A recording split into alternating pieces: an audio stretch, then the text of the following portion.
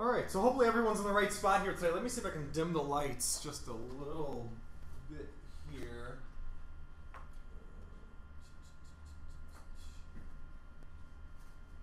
Work this thing like, oh yeah, there we go. Just a little bit, because the lights are too strong sometimes and the recording doesn't come out great. Is this okay for everyone? Fine. We won't make it too dark, but we'll make the screen pop a little bit more. So Android tablets for beginners. My name is Derrick, as Ruth said. I run a company day-to-day in Park Ridge that does computer support and consulting, primarily now for businesses, but we still do a lot of residential work in the local northwest suburbs as well. And I like doing a lot of training with the local libraries. We actually did this class, Android Tablets for Beginners, last month at Park Ridge Library to a full house of about 30-35 people. I actually got to teach that one with one of my good friends I've known for quite a while. He works for the Museum of Contemporary Art, but he is the foremost Android expert that I know. I mean, he lives and breathes Android, so I got to learn from the best of the best as far as I know. So I'm going to show off a lot of the things that I've learned. We personally have a Nexus 10 tablet in our household. This is what I'm going to be training on.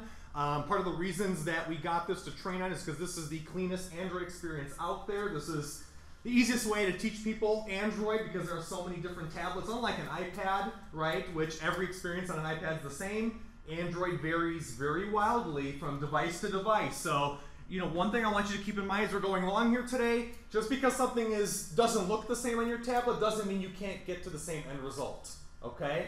So people that have Nexus devices are probably going to have the closest experience to what I'm showing up on the screen. Does anyone have a Nexus 7 or Nexus 10?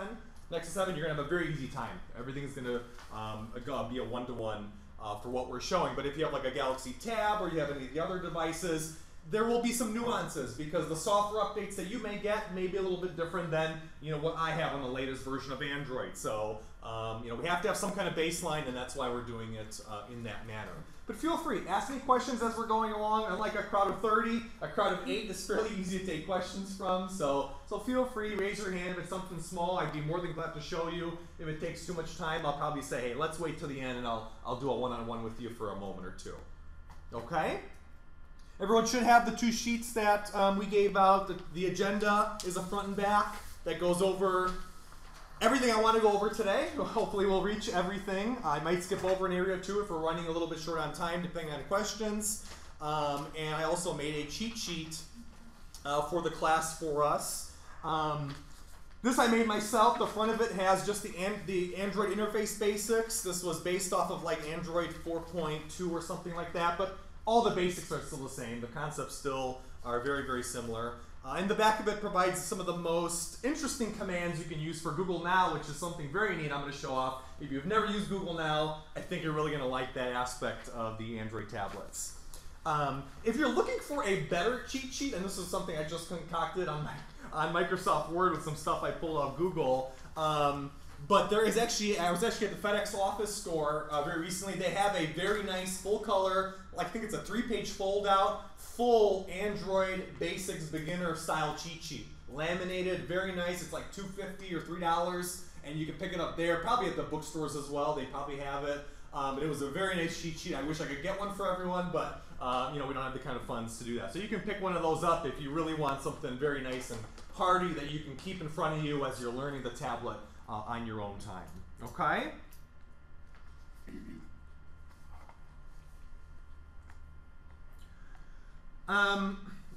So the agenda here today that I made for the class, we're going to go over a few basics. When I do these classes, I found that not only people that have the tablets come to the class, but also some that are looking to buy for others or trying to make a decision on a new tablet they're going to buy. So I'm going to go over a little bit about what to look for in an Android tablet, why a tablet may not be a good choice for you. I know I'm teaching about tablets, it sounds crazy, but tablets aren't for everyone. And I want to tell you why a tablet may not be a good day-to-day device depending on what you're doing. So just a few slides we're going to go over, some of the basics, and then we'll get right into live demonstration. I've actually got my Nexus 10 connected to our projector. You'll be seeing everything I'm doing up on the screen here today. So you'll be able to follow along with everything I'm discussing and showing you. And we're going to go over interface, how to use the tablet, some of the apps that we recommend and we like to use. So hopefully you have enough to get you going, and you can start using your own tablet on a very sufficient basis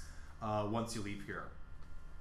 So I guess I don't have to preach to the choir too much, but tablets are really good for people, Android tablets in particular, very good for people on the go, very easy to carry. The tablets are very light compared to a desktop or a laptop computer, even like this. I mean, they're very mobile and easy to put in a bag, things of that nature. And one of the biggest things out of everything on this slide that I want to make clear is that tablets primarily are meant for consumption. Okay, I get a lot of people, this is the biggest question I get when people call me and say, everyone tells me I should get a tablet, should I just get rid of my laptop, get rid of my desktop in exchange for a tablet?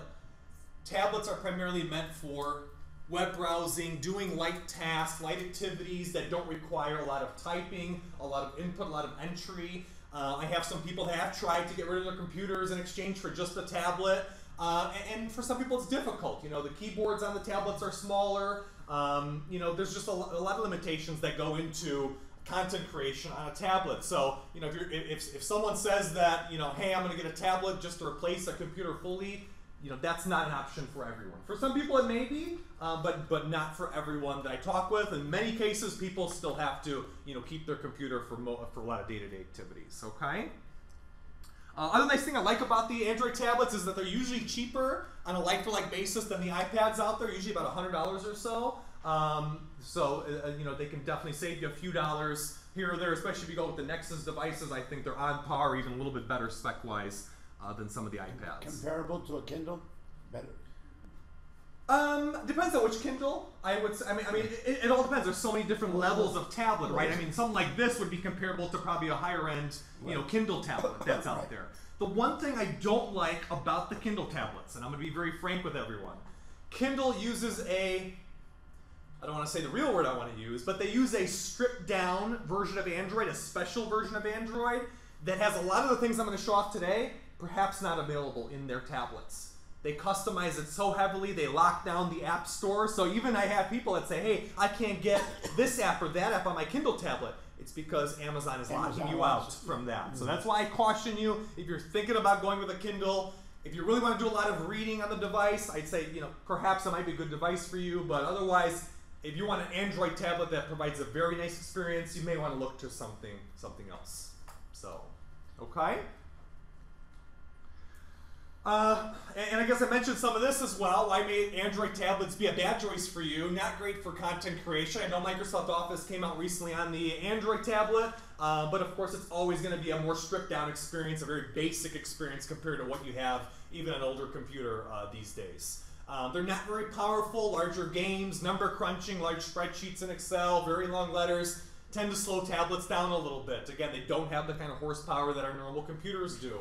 And the biggest thing is, even with keyboards, a lot of people tell me that typing for long periods of time is a little awkward. You know, the keyboards are smaller, especially if you're using just the touch screen. You know, you have to think about it. You're going to be typing like this on the screen. It's not very easy on the fingers. It's not good for long periods of time. At least that's what I found, and most people have told me as well.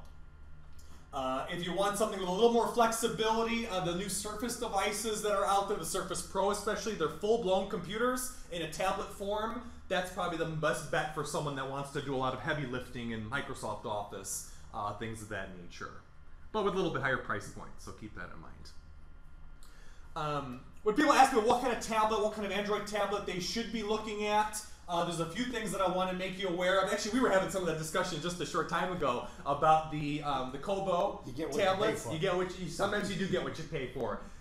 Just like with computers, please do not go out and get the cheapest Android tablet that's on the market. You're not only going to suffer from a lesser build quality, you're also going to suffer from the bigger problem, which is the software that you're going to get on the device is going to be stripped down, worse than a Kindle experience, and you're not going to get updates for very long at all.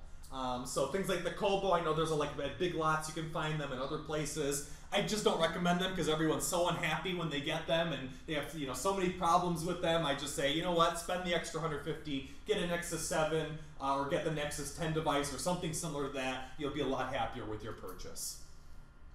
Build quality also varies wildly on the devices. One thing I love about the Nexus 10 device that I'm using here today, it has a very, very good Gorilla Glass front on it, so it probably will not crack unless I bang it with a hammer or something like that. but the one thing I love the most is the backing on this is a full rubber back. So even myself, my fingers get a little sweaty sometimes, I can still handle the tablet very, very well, very easily for myself.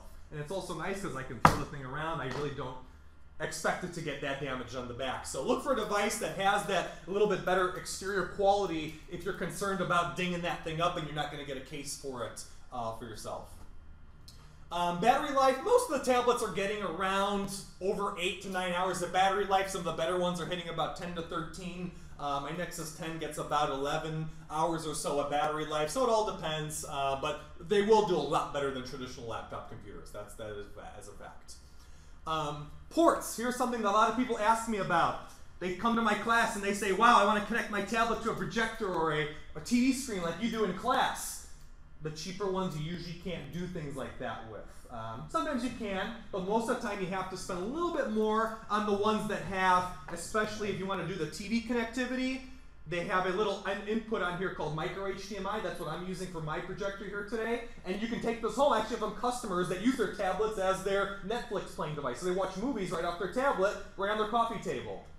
And Ruth, sounds like you do very similar, right? No, that could be an alternative. Or alternative to what you're trying to do. What Yeah. I was trying to do, I was trying to send something from the iMac to the big screen TV, and that would be a much It's a easier very simple way. connection. Just connect it via HDMI cable. It costs you $10, and you have a beautiful movie HD playing device right on your coffee table that you can browse right on your lap. So very nice and easy to use in that regard.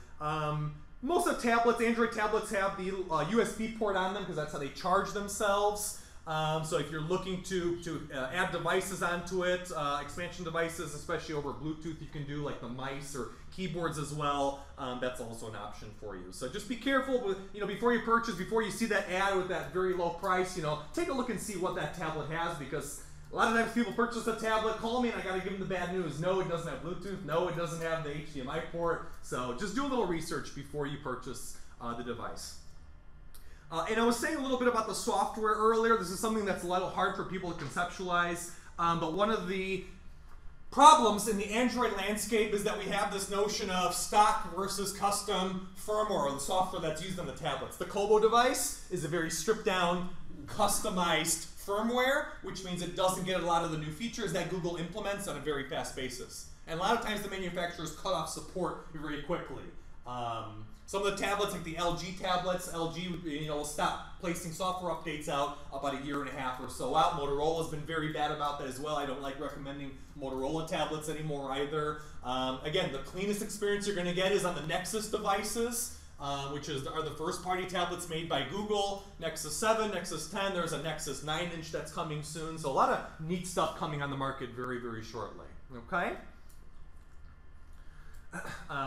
Again, I'm not going to beat the drum about the Nexus 10 too much more, but again, the price tag on one of these tablets, about $399, about the price, a little bit cheaper than a comparable iPad. I like it though because it also has the HDMI output, which you can connect straight to a TV. You don't need an Apple TV or anything wacky to connect to a screen like that. It uses the clean Android firmware, which has all the features we're going to show off here today. A very large display at 10 inches. This is on the larger end of tablets. One thing you do want to keep in mind is screen size. If you're going to be doing a lot of reading, or if it's screens are a little bit harder on the eyes, get a tablet that has a little larger screen. Something like a 6 or 7 inch device may be too small because you have to remember it's going to be shrunk, it's going to be zoomed in that much further. It's very tough to read that sometimes when it's too small. So especially for older people, I like to recommend a 9 or 10 inch tablet for them. Okay. The new version of Android is going to be coming out very soon. Again, this is still a lot of conceptual stuff, but I do want to at least show you some of the things that are going to be in the new Android release. This is coming out, I think, about November, if I'm not mistaken. My Android colleague was raving about this a few weeks back. But better battery life, better performance, all the usual stuff you see on new software releases, from companies. New keyboard design, just a lot of things to make life a lot easier for us on a day-to-day basis. Better security, better wearable compatibility. All the smart watches coming out now, they're going to be very workable and compatible with all the different watches that are on the market. More integration with Android TV and Chromecast, things of that nature. So I guess let me just pull up a quick video of just some of the things you may see in that. As some of your devices, especially your device, the Nexus 7, you're going to be getting that software immediately when it launches. So I just want to warn you and show you how that's going to look when that comes all out. framework elements in your app So to match the theme to your brand. So you're probably wondering how this looks like in practice. We're going to give you a sneak peek at a few small changes make a really big difference.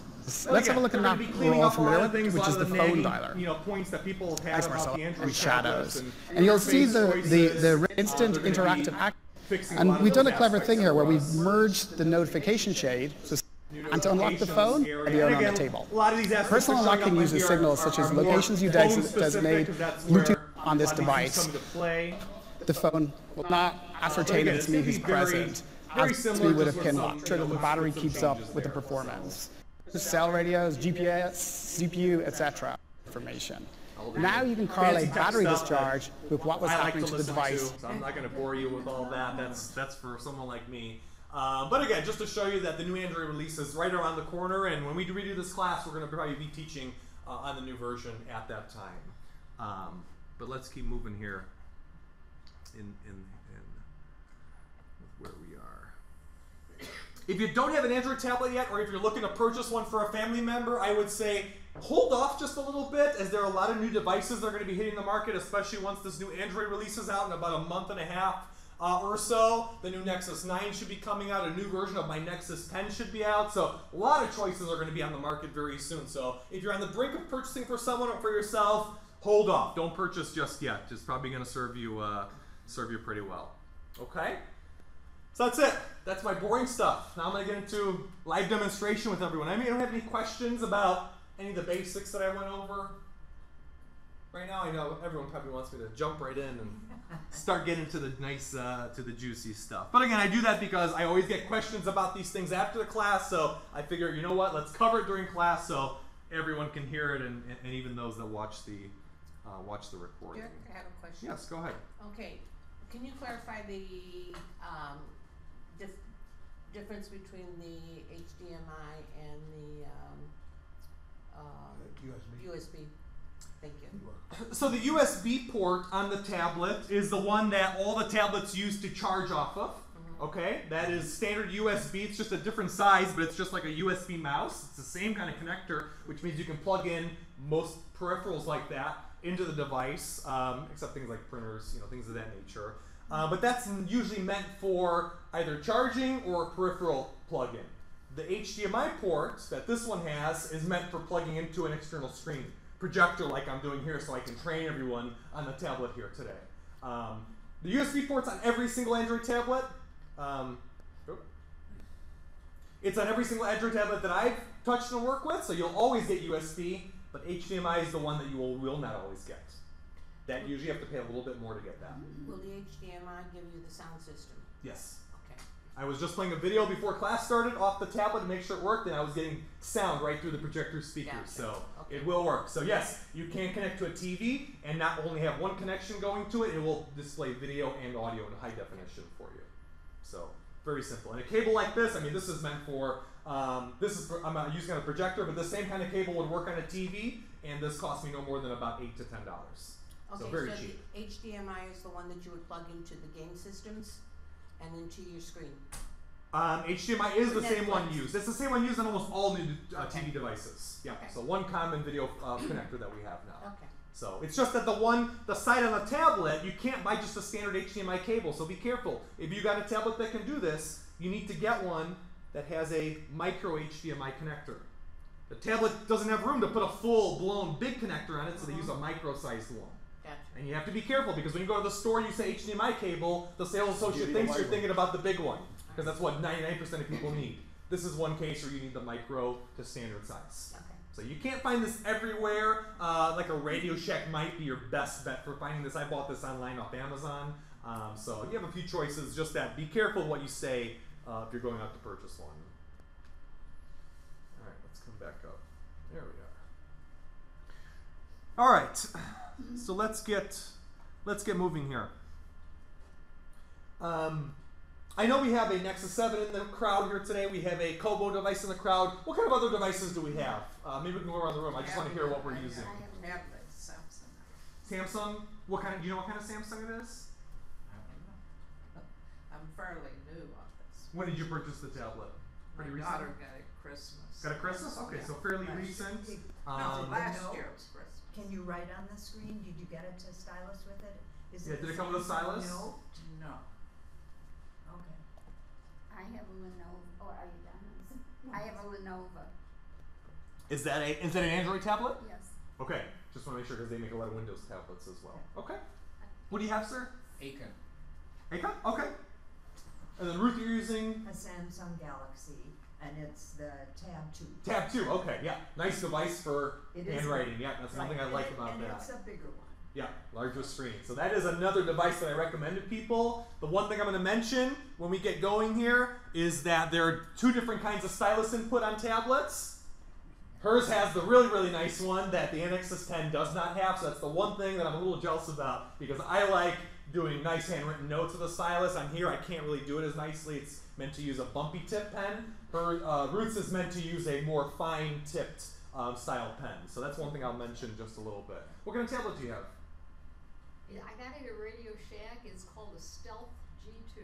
Stealth G2. Does it say a brand name? Who makes it? Trio. Trio? I don't know. Here's the book. It's okay. It's okay. I was just curious about like Motorola or Samsung or one of the big I- names like a that. friend, the son of a friend had one, and he was just absolutely going to town on it. And I got to get one of those. So on the way home from their house, I stopped at the Radio Shack store and I bought it. And now I'm working to try and figure out what I'm doing with it. I can't. Does your interface? How does your interface look? Is it similar to what you're seeing on my screen? Sure. Fairly similar. Okay. Sure. Good. I can I can transfer the photos on my cell phone, my smartphone, Okay. to this question. Transfer the photos over to them. Yeah. You can. You're probably going to have to go through a computer or something like a. She has lots of wonderful connectivity on this device. Oh wow. Okay. It'll take an SD card. It has a USB port. It has a headphone. It looks like it has a microphone. It has and the volume controls. It does not have anything that looks like that would be a direct HDMI port though. Okay. So. But in terms of the photos question, since it has an SD card port on it, yes, if you can take those from your phone on an SD card and put them into the tablet directly, that's probably the simplest way to do a photo transfer. Thank you. Oh. For everybody else, you may have seen on the back side, I couldn't read what all these little things were. Clever. She just took a piece of masking tape And and used it as a label. That's an ingenious way to label all the ports. I like that. It's actually a very good idea. I'm going to use that with some customers. I just have a hard time, remembering the ports first off. But that's a perfect idea because it doesn't ruin the tablet either. So, Clever. so that should be good. Very nice. Thank you for that. Cheap tech. There you go. So common buttons that all the tablets are going to have, and you probably figured this out. I don't have to go over this with most people, but there should be a power button that you have on your tablet.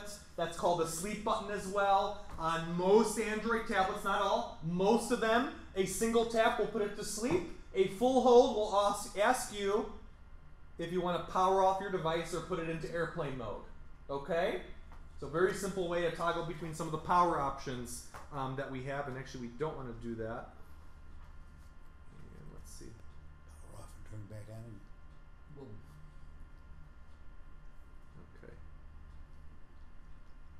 Okay. Volume rocker. I think everyone should have a volume rocker on their device. Volume up and down very simply for yourself. Side, no? Should be on one of the sides. On mine it's on the upper right hand corner right below the power/sleep button. On mine it's on the top. Yours is on the side. Yeah. The USB port, you should have a micro USB port or mini USB. Most of them are micro USB now these days, so that's where you're going to charge your tablet. That's where you're going to connect it to a computer if you want to. You can plug that cable from there into a regular desktop computer, laptop computer, and most of the tablets should allow you to go ahead and transfer things from it or copy documents, things of that nature to and from the tablet, so you can do that. A headphone jack, that's fairly common as well these days. You should have a headphone jack. I believe most of them are combo jacks now, which means you can use a combo headset with a microphone and a listening headphones on it for yourself if you want to. You know, those little Apple white, I don't even like them, but they're the Apple white headphones that people use these days. You can connect one of those to there, and you should have microphone capability if you want to do a Skype call with someone, for example. What else do we have going around the tablet?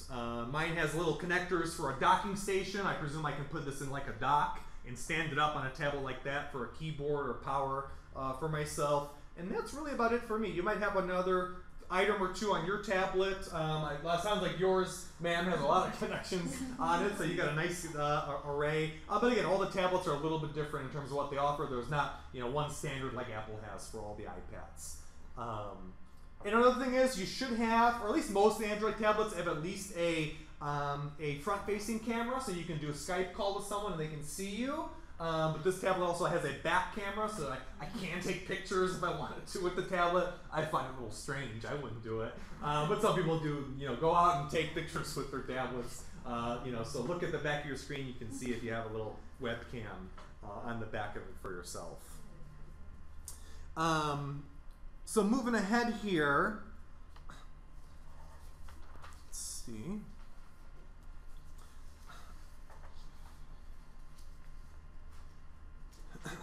So the common buttons. So one of the first things I want to show everyone, one of the things that confuses everyone right off the bat, especially if you come from an iPad or another device, is, you know, how do I navigate? How do I get around this home screen for myself? So I'm going to show off some of the basics of how this interface works. It's very busy, and again, my interface is different with where I have my icons, what icons I have compared to what you may see on your screen. But again, follow the basic path of what I'm doing here, as these concepts should apply to your tablet. So the common navigation buttons that you should have if you have a fairly recent Android tablet, 3 common buttons here on the bottom of the screen. Actually, let me get my laser pointer out. I always find it easier for me to point at things with this. Okay. So, right over here are 3 common buttons that should be on every Android tablet. This is our back button. So for example, if I'm within an app of some sort like Flipboard and I want to go back to where I was just previously, okay? Back button is how I can go ahead and do that for myself. It'll bring me back one step to from where I was just a moment ago, okay? So that's the easy way to always, you know, go back. This button is the home button. This allows me to go ahead and get back to the home screen, which is this nice screen, at any point, no matter where I'm at on a tablet. So if you get lost or confused about being too far in within an app or a settings area, just remember, you can always save yourself just by hitting the home button. So if I go into something like OneNote, and I get, you know, deep within something that says, in our last class we were testing the stylus out with the class. If I want to go back to home screen, tap on that home button, and it'll bring me right back to that common area. So never think that I'm going to get lost or you're not going to be able to get back to where you were. Always remember, if you get lost, you don't know what you're doing, go back home, retrace your steps, try it again. That's the way you're really going to learn how to use this tablet well. And knowing that you can always fall back on that home screen, don't be hesitant to try things, right? There's not like Windows or a Mac computer where you can get lost within certain places. You can always get back to the home screen on a tablet device like this. Okay?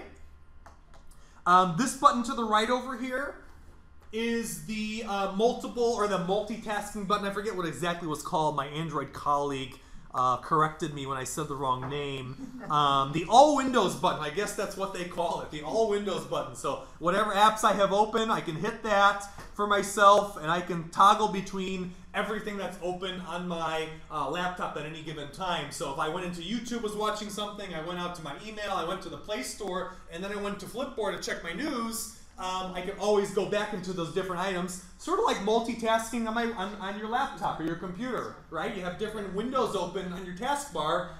A tablet's smaller, you can't have a taskbar necessarily to see everything that's open at once. This is the way we get around that, is we have a screen where we can toggle, you know, between different items for ourselves. Go ahead. The more things that are open, the slower things are? In general, yes, like a computer, it will slow down. If you have 1,000 apps in your device and you go into each one of them and don't close them out when you're done, you will notice a little bit slower experience. So a lot of times I tell people if your tablet is running slow, you haven't restarted it in a week or so, and it just seems so sluggish, turn it off, turn it back on. When in doubt, reboot. It still applies to tablets. So very simple way. It flushes out all the open apps that are opened up and closes everything out and gives you that clean, experience with nothing bogging down your memory. So it's becoming less of an issue, but especially in the lower end tablets, the Kobo devices, some of the under $150 devices, the performance starts to really drag when you have more than 4 to 5 or 6 things open at once. So just something to be mindful of when you're working, okay? And actually, Flipboard I'm going to show off in just a little bit. A lot of people love this app. I'm going to show you what this is all about in a little bit. It's one of my favorite news apps on the Android tablets. Wi-Fi. How do I get into Wi-Fi, into Bluetooth, any of these radio technologies that I may have on my tablet? I can get into those items right off of my settings area. Now I want to show you how to bring down your settings slider, is what they call it. This should be found on some of the tablets, like the Motorola's, it's on the bottom right-hand corner for some reason. On the clean Android experience, it's on the upper right, so I'm going to show you how it is on my tablet. If I slide down with my finger or my stylus on the upper right-hand side of my screen, there's my settings area. Quick settings area that I can get into. Has a lot of the common things that people are looking for. Most of the time, brightness, adjusting your brightness on your screen, going into your primary settings area. This is probably the area used the most by people looking to tinker with options. We were just in there changing your sleep timer together. Okay, so that's where we changed that. Wi-Fi. You can get into Wi-Fi on your tablet. Niles Library has free Wi-Fi if you did not know already. And you can go ahead and click on the Wi-Fi icon for yourself, and you can jump onto the wireless network. And I know a lot of people want to use Wi-Fi when they're on the go, so I'm going to show you how this screen looks. This is showing me now a listing of all the different wireless networks in the area. If you're new to Wi-Fi, the way it works is you have to find the network that you want to connect to. In this case, we want to get onto the one called, where is it? Niles Library. There we go. And I know it's hard to tell on this screen, but the networks that have a padlock next to them means they have a password to get onto them. Those are things like your home network, your office network, ones that are meant to be protected because not everyone's supposed to be browsing internet on those networks. We know that the Niles Library has free Wi-Fi that's open with no password, so we're going to connect to Niles Library. Very simply, all we do is we should just click on it with our finger. If I wasn't connected to it, it would ask me to connect to it right here, and it would get you an address and jump you right into Wi-Fi.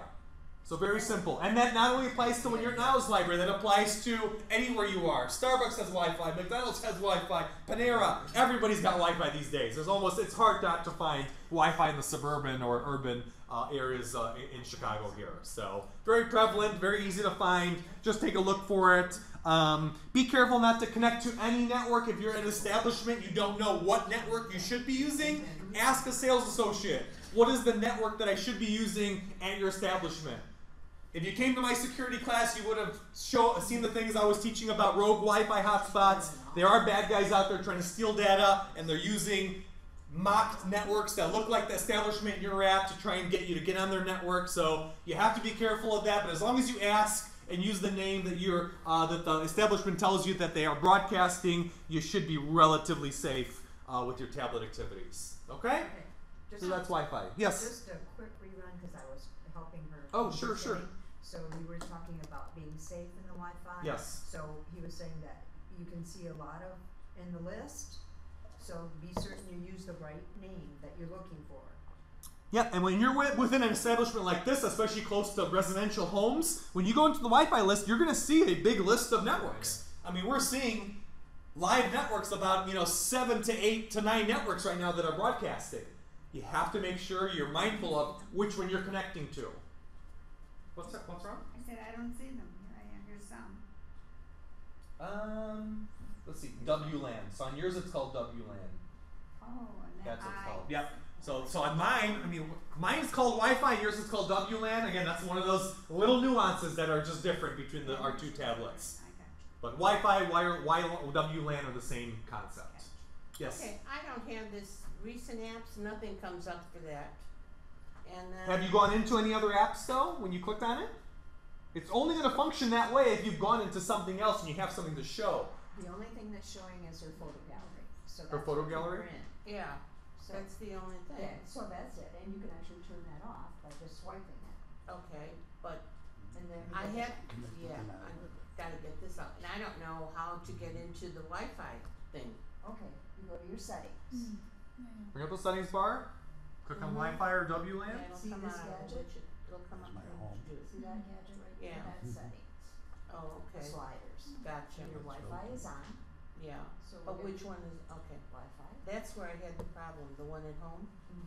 So you want to choose I that see one your right nice there. library, okay, so how do I choose Choose by touching it. right, but how do I choose my one at home? Which one is your one at home? I have no idea. And one thing I do want to mention, a lot of people ask me, or a lot of people think that, hey, I went into the Niles Library Wi-Fi, does that go with me everywhere I go? It does not, right? Wi-Fi, unfortunately, is something that is only temporary to the location that you're at. You will have different Wi-Fi at home than the Wi-Fi you have at Panera, than the Wi-Fi you have at the local library. If you want internet that goes with you wherever you go, you need to get a tablet that has built-in connectivity to like Verizon or T-Mobile or AT&T, and those tablets are only sold at those retailers. So probably the one you had your cell phone connectivity with, you'd want to go there and see what they have, tablets in terms of baked-in radios that connect to the cell phone towers. So in the Chicago area, I don't find it to be that necessary. Wi-Fi is so prevalent, but I have some road warriors that have asked me, I gotta have it everywhere I go. That's the only option. You need cellular connectivity built into that tablet itself, unfortunately. At home, I don't have it, but my sister lives in Kentucky. Okay. She came, she brought a jack, Okay. and I was, then connected. Okay. What is that jack? Like she brought it from her computer? A jack, was it like a little wireless broadcasting device, perhaps? It's a little thing, I had to plug it in. Plug it into what? Plug it into This. Plug into it that? in, plug it into your home computer, or just plug it in? It was from her home computer. I don't, that's all I have. It's hard to say. There's so many devices that plug in and do similar things like that. I mean, Yeah, like I'm- she's from a different state. Might be like Magic Jack's phone. that's what I was thinking. Magic Jack, right away, is the phone service that they offer through the Pays computer. for it about $20 a month. $20 a month? Yeah. Maybe some kind of cellular broadcasting card that she carries so around with she her. has That's an more iPad probably what and I'm a thinking of. computer, so. She might have a Verizon service, and she carries a little thing with her that allows her to get that internet wherever she goes. So that's exactly what I was just talking about, is that little personal hotspot, Verizon calls it a jetpack device, things of that nature. So, Net Zero also has one that you can plug in like that. And you buy that from who See, you have I'm not internet cable with? Like system. that most people buy that from who they have cell phone service with. If you don't have cell phone service, you can get it from anyone. Yes, I do, but I don't have a house business on it. I have a computer and I have Okay. an old-fashioned cell phone. Okay. But I can still get it from AT&T. Oh, most definitely. Most definitely. And another thing you can do, I should have even mentioned this. You don't even need necessarily, if you have a basic phone, not a smartphone, you may not be able to do this. But for people with a smartphone, almost every carrier now allows you to go ahead and tether your phone cell service to your tablet, so you can broadcast. I do this all the time. I was just in Connecticut traveling for business, and I broadcasted my internet off here to my laptop. And you can do the same for your tablet if you need to use it on the go. T-Mobile, I use T-Mobile on a Windows phone. It works just fine. I know iPhone people can do it. Android, for a fact, I know can do the same thing. So if you have a smartphone that's relatively recent, within the last 2 years, you probably can do a Wi-Fi hotspot right off your phone as well in a time where where you don't have Wi-Fi or internet. So can you do that from your smartphone to this, right? That's what I'm just saying. You can do it from your smartphone as long as your provider allows you to do it. Oh, wait a minute. Most of them allow you to do it. If you have data. If you don't have data. If you don't have data, you can't do it. Right. You're just using your data bank, whatever Exactly. you pay for data, whatever. You're sucking it off your phone and using it on your tablet. But sometimes it's okay because tablets don't use that much data anyway. It's not like a laptop that sucks a lot of data. Tablets, unless you're watching Netflix movies on it off your cell phone, you're probably going to be just fine for web browsing, small stuff like that. These you can also use, can't you, for GPS? Yes, you can do GPS off of it. I'm going to go into Google Maps in just a little bit later, so you can definitely do GPS directions, things of that nature. Very powerful for items like that. Yep. So you can definitely do that. Be careful though. Again, this comes into a discussion of your ability to download. So for example, a lot of people tell me, well, I don't have Wi-Fi when I'm in the car driving, but I want to be able to use Google Maps to navigate where I'm going with the device. It may or may not be possible. I don't know yet if Google allows you to download the maps themselves, that you like the Illinois map onto the device. Ruth, do you know if Google Maps allows you? It does allow you to do that. Yes, you can when you're connected. But there is an offline. You have to set up the process to allow you to view the map offline. It's probably the settings area of Google Maps, and there's an option that'll be called offline mode. I've been hearing about it. I didn't know it was launched yet, but that will allow you to go ahead and take the tablet. Or you have, there are also third-party apps that let you save maps offline. Mm-hmm. So I tried it a couple of years ago because I was going to Poland. Mm-hmm. And I had to drive. So what I found was that it was challenging. I had to play with it, but Google saved my stuff, and if I logged in as me, it was there. Also, in the past, when I was just using my second generation iPod, which one is it? You know, the Touch. Yeah. The iPod Touch, which I don't use much anymore. It would, and it had only Wi-Fi connectivity. I could save the Google Map directions, and they would stay there, so I could scroll through the list, even though I had no connectivity whatsoever. So if you play in it, you have to search for, you know. And again, offline. I think they're making that, since then I think they've made the offline functionality a lot better, because a lot of people want that. We don't have cell service every single crevasse of the area that we may go. I use mapping off my Windows phone. It's got a Nokia Maps utility. I download all the maps for the states that I go to, and I can route directions to anywhere I want to go at any time. I think that Google is getting there on the Google Maps side.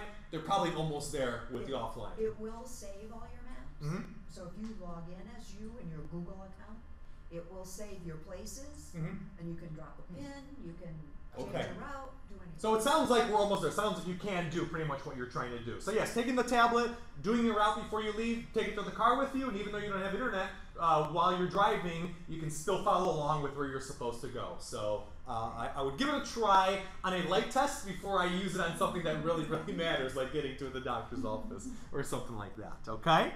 I did take an atlas to Poland. and then I bought data for my phone foreign. Yeah. And it worked. Because the thing about GPS is it takes so little data to run it. I had gobs of data available to me Mm-hmm. that was international when I got back to the States. Oh. And so I had my phone running all the time driving. So it was the safest. Yeah, if you're allowed to download your maps like we were talking about, GPS itself does not use any data. GPS is just a different satellite that it connects to for coordinates, things like that. So it does not use data in any way. Okay.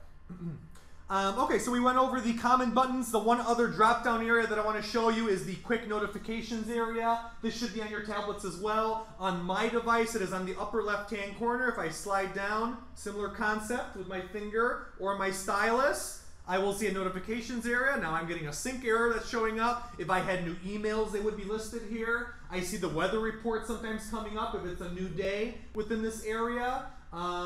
Is everyone seeing this if they drop down from the upper left? I'm hoping this is... Hers is still in the lower right. Lower right, okay, okay, yep. Yeah, so some of the other devices might be in a little different spot, but there should be a notifications drop down or pull up from some part of the screen for yourself. Your message, your calendar. I couldn't see it from there. I'm not in the range of my If you have a stylus with your device, this is one thing. I love using a stylus. Again, my fingers get a little sweaty sometimes, so I like using a stylus with my device. Mine uses a bumpy point. As I said, Ruth's device allows you to use a more fine point pen style, like a Surface Pro style pen where you can actually do handwritten nice notes with it. Not only is the stylus nice to be able to easily navigate between screens, with like a pointer. But it makes it easy to hit some of the options on apps, especially if your screen's a little smaller. Remember, all your boxes are going to be a little bit smaller as well. I got a little bit larger fingers, so it's a little stubby for me to sometimes hit the wrong thing. So stylus makes it very especially easy. if you're typing too on a keyboard. If you're typing on a keyboard, you got big fingers, it's going to be very tough. Yeah, so sometimes you have to get the stylus out to go ahead and do that. Again, if you're doing a lot of typing, get a keyboard for yourself, as that's going to be the best bet for that situation. And actually, I heard that Microsoft's coming out with a multi-tablet keyboard that should work on iPads, Android tablets. It's going to be about $80, and it has keyboard buttons that are universal to all the tablets. So it'll work on any of the devices. That's going to be coming out in about a month or so, I heard. So look for that on the market very, very soon. Another thing you can do, and this is more useful in Ruth's case, where you have a very fine pen that you can use on a screen that allows you to do handwritten notes. But I can still, in a very crude way, use, let me go to the draw area on OneNote here. I can still use my stylus to do some drawing, very easy drawings on my device. Again, this is an app called OneNote from Microsoft. It's a free note-taking program that can sync between your devices. I use this for taking notes at customer sites and other things like that. But, as you can see here, I can use my stylus and do some handwriting or some drawing here for myself. It's not the best experience. I would not do this on a day-to-day basis. I would probably get something that can do a little bit better handwritten notes. But again, you can do drawing for the kids. I know they always love doing stuff like that.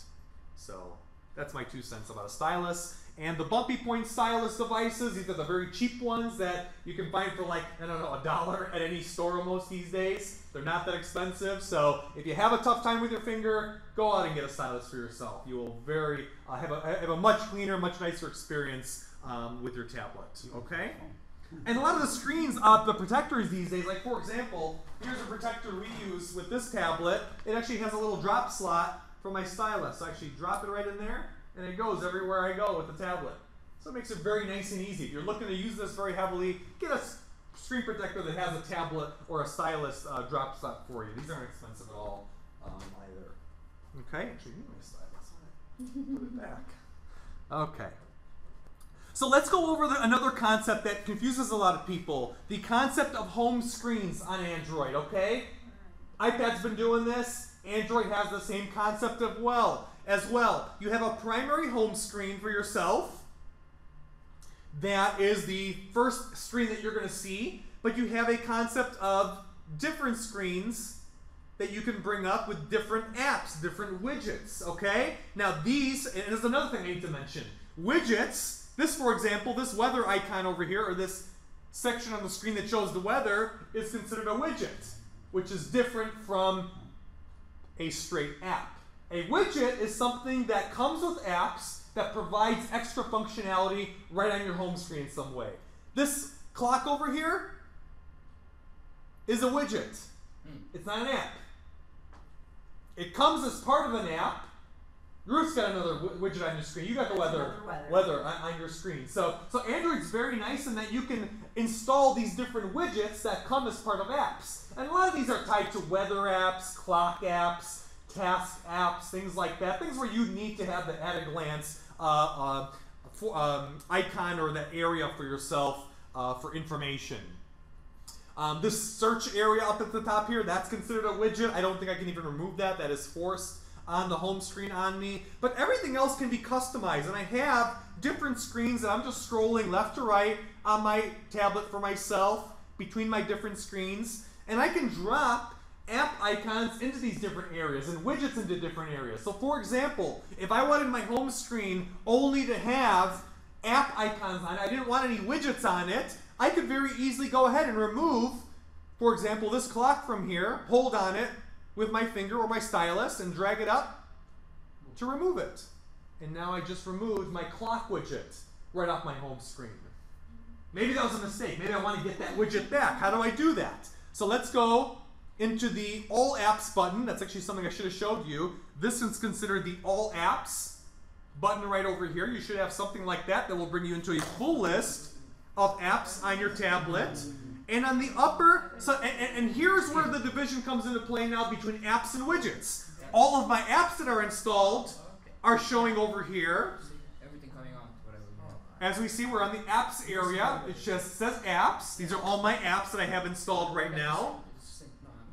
And if I scroll and I hit the little top part that says widgets, I can get access to all the widgets that I have on my tablet based upon the apps that I have. So widgets come with apps. You can't get widgets on their own. They come bundled as part of apps. So for example, the weather app that I have on here called One Weather gives me a bunch of different widgets that I can put on. So for example, this little weather widget, I can hold on to it and I could drag it anywhere onto my screen here. Now when I drag it, it moves around all my other icons. Maybe I don't want it on my home screen. I don't want any widgets on my home screen. I could drag over to the right a little bit and maybe put it on this screen for myself. And let's see, I want it on the bottom right hand corner. Drag and drop right over there for myself. Okay, well, there was another thing I needed to do with that to leave it on that. Let's do that one more time. Widgets, let's pull this, hold down on it, drop it, and so this one's asking me when I drop the widget, and again, this is different for every single widget. This weather widget is asking me what location do I want to show on the widget. I want Park Ridge, and I'm just going to go ahead and I'm going to click on done, and that one should stay. Now I have a little weather widget that tells me the date, tells me the current temperature, an icon for how the weather looks outside. And again, that's just one widget out of thousands upon thousands that are out there in the marketplace. This is a similar kind of widget that I have here that is a larger weather kind of style screen. But again, these are all different kinds of widgets. This is a sports widget. I have an app called Sports Tap on my tablet, and if I had followed teams or followed games like MLB games or NHL games, I could scroll through sports scores right on that. I wouldn't even have to go into an app. I could just say, hey, how are the Blackhawks doing against the Wild tonight? And look at my little widget, and I could just see the sports score right on there. So bringing information to you without having to do more legwork, right? Making things easier for us, okay? My son talks to his phone. What's happened with the Blackhawks, and I talk back to him. What does he have, iPhone or Android? iPhone. iPhone? Yeah, so we can do the same thing on the tablet. I'm going to show you that in just a little bit. We can talk to it. And I think the functionality here is better than what Apple has, so you'll be pretty interested to see that demonstration, okay? And again, we can also go ahead and drop app icons on our screen. Just like we can customize the widgets that we have, we can customize what apps we have. So again, I might say I'm lost, I don't know where I'm at right now. Let's hit our home button, go back home screen, okay? I can move the different apps around for myself. Now, all the apps I see over here are not necessarily the full list of apps I have on my tablet. Remember, the full list of apps is found on my All Apps button right over here. This is just a selection of apps that are showing as shortcuts, right? Think about it like on your computer. You have a start button area or a start screen that shows you all of your apps that you have, and you have icons in your desktop that are the most common shortcuts that you use. This is the same thing, just in a little different coat of paint, okay? If I didn't want the icon on my home screen for Nook, I can go ahead and hold on to it with my finger and move it up to where it says remove. And it's gone. But it's not gone for good because it's still there. If I go into my All Apps area, I can still find it. Go into Apps and go under N, and there's Nook. It's still there. If I wanted to fully uninstall an app for myself, what I have to do is find the app in the All Apps area and go ahead and hold on to it here. And now I have an option at the top that says uninstall. Oh. I can uninstall it. Or I can drag it, icon for myself, or I can uninstall it. I'm going to uninstall it. It says, do I want to install it? Click OK. And that's it. It's gone. That's how simple uninstallation is. How would you get it back? To get it back, we're going to have to go to the Google Play Store to get that. And I'm going to show off Google Play in just a little bit for us. So that's a separate concept. But any app that we install, we can usually get back for ourselves very, very easily. And it's a two-step process for ourselves. Okay? Was one more thing I wanted to say about the app screen. I showed you apps, icons, widget icons. Some apps on some tablets you cannot remove. Even on my tablet, there are some things that I cannot uninstall. Especially some of the tablets like the Kobo or the ones you get like from Verizon or AT&T. They might put some apps on that you can't uninstall at all. You will not be given an option to do so. Those are called hard-coded applications, and you just can't get rid of them. So you may come across those at some point. Don't be afraid. If there's nothing wrong with your tablet, it's just that your tablet software is preventing you from getting rid of it. It's not a lot of apps, but sometimes, like I've seen some tablets where Dropbox is forced upon you. Some games are forced upon you. T-Mobile has like T-Mobile TV. They force upon you. So sometimes you're stuck in a situation like that. With a case like that, you just have to live with it. Okay, just don't use it. You just can't get rid of everything. But especially the Nexus devices that are a very clean Google experience, I can get rid of almost anything that I want to off this tablet for myself. Okay.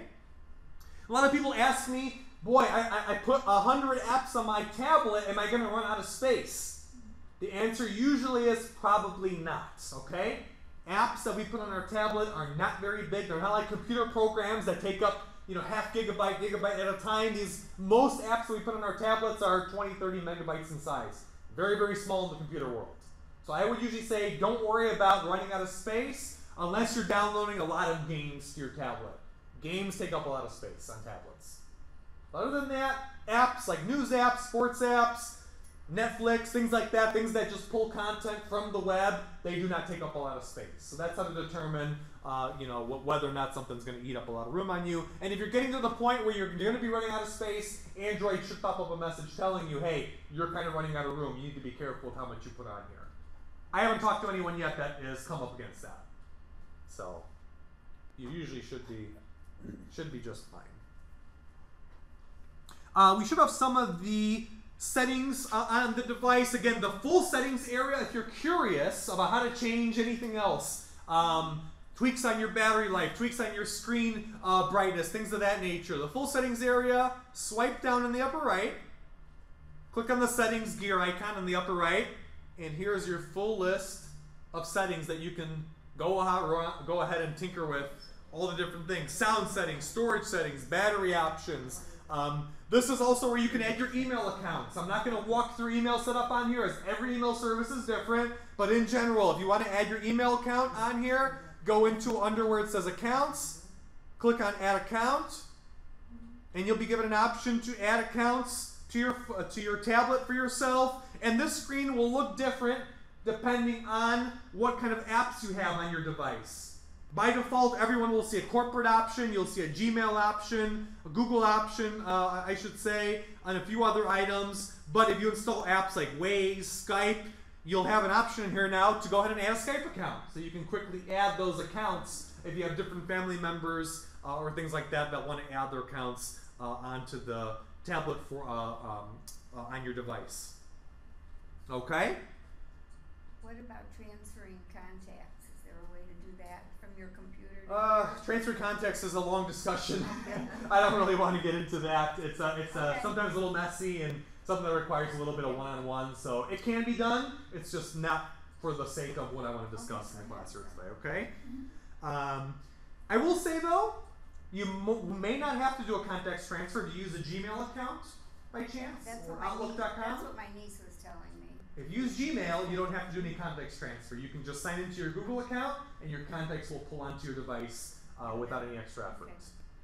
Thank you. So that's what I would recommend for the long term: a Gmail account or a Microsoft Outlook.com account, as those have full synchronization to the tablet back and forth for you. Okay. Mm-hmm. And actually, we can see here an email just came through. I can demonstrate the notifications area. As you see here, I saw a little icon that showed up over here. It's hard to see on the screen, but it's a little email icon, a Gmail icon, and there was an email that came through. If I pull down my notifications area, it's a Groupon that came through.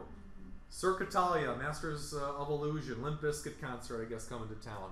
But that's a Groupon email that came through. So that is an example of how an email message will look in your notifications area if you connect your email to it. You don't connect email, you're not going to see email notifications, but that's how an email notification will look. If you're following sports scores in some sports apps, you'll get the sports score updates within here. So a lot of that stuff will be flowing into your notifications area. If I wanted to close out and not see those notifications, I was done reading that preview of the email, I don't need to see it anymore, I can use the little option that says clear all, and once I hit that, wipes it away. All notifications are gone then. As you can see, empty. So that's how we clear out that little dump bucket of notifications for ourselves. Okay?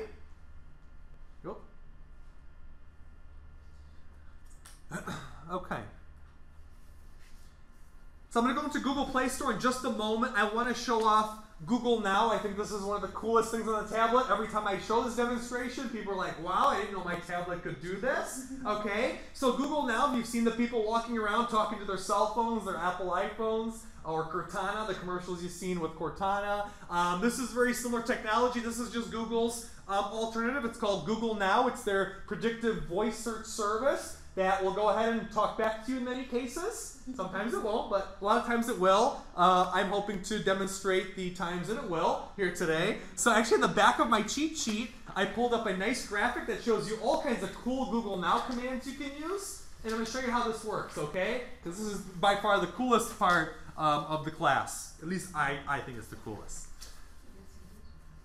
So Google Now you can access by hitting the little microphone icon. You can either go into the Google icon, the Google search icon on your apps list. I like to just go into it by hitting the little microphone icon on my search bar on my screen here. So as soon as I hit that little microphone icon, it's going to think I'm doing a voice search for something. So I want to prep a command that I can use to show you an example right off the bat here. Let's try...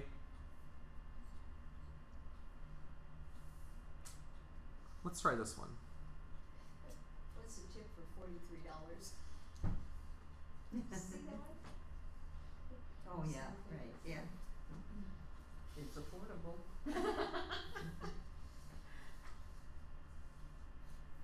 Who did the Chicago Bears play next? Jets. San Francisco. The Bears are playing the Jets on Monday at 7:30 p.m.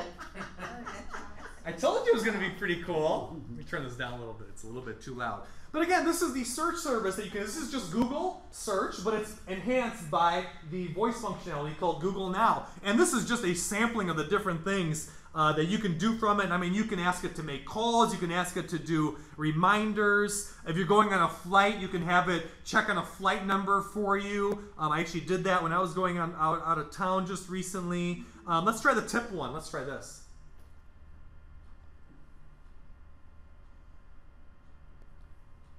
What's the tip for $125? Go. 15% tip would be $18.75. So that's pretty cool. That can't be right. Can't be right? She said for 15%. 15% tip.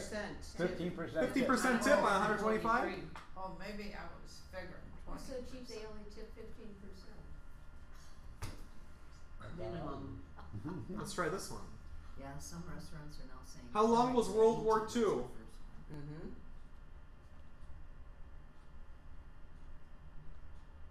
According to Wikipedia, World War II, also known as the Second World War, was a global war that lasted from 1939 to 1945. Some people told me they sat on the couch and watching something, they just asked a question right away into the device. So a lot of different things that you could use this for.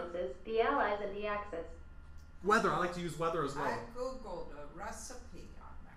Lemon drop martini, and it gave Oprah. Was it? Which one was it? Lemon drop martini. Let's try that. Well, that sounds good. Find recipes for lemon drop martini.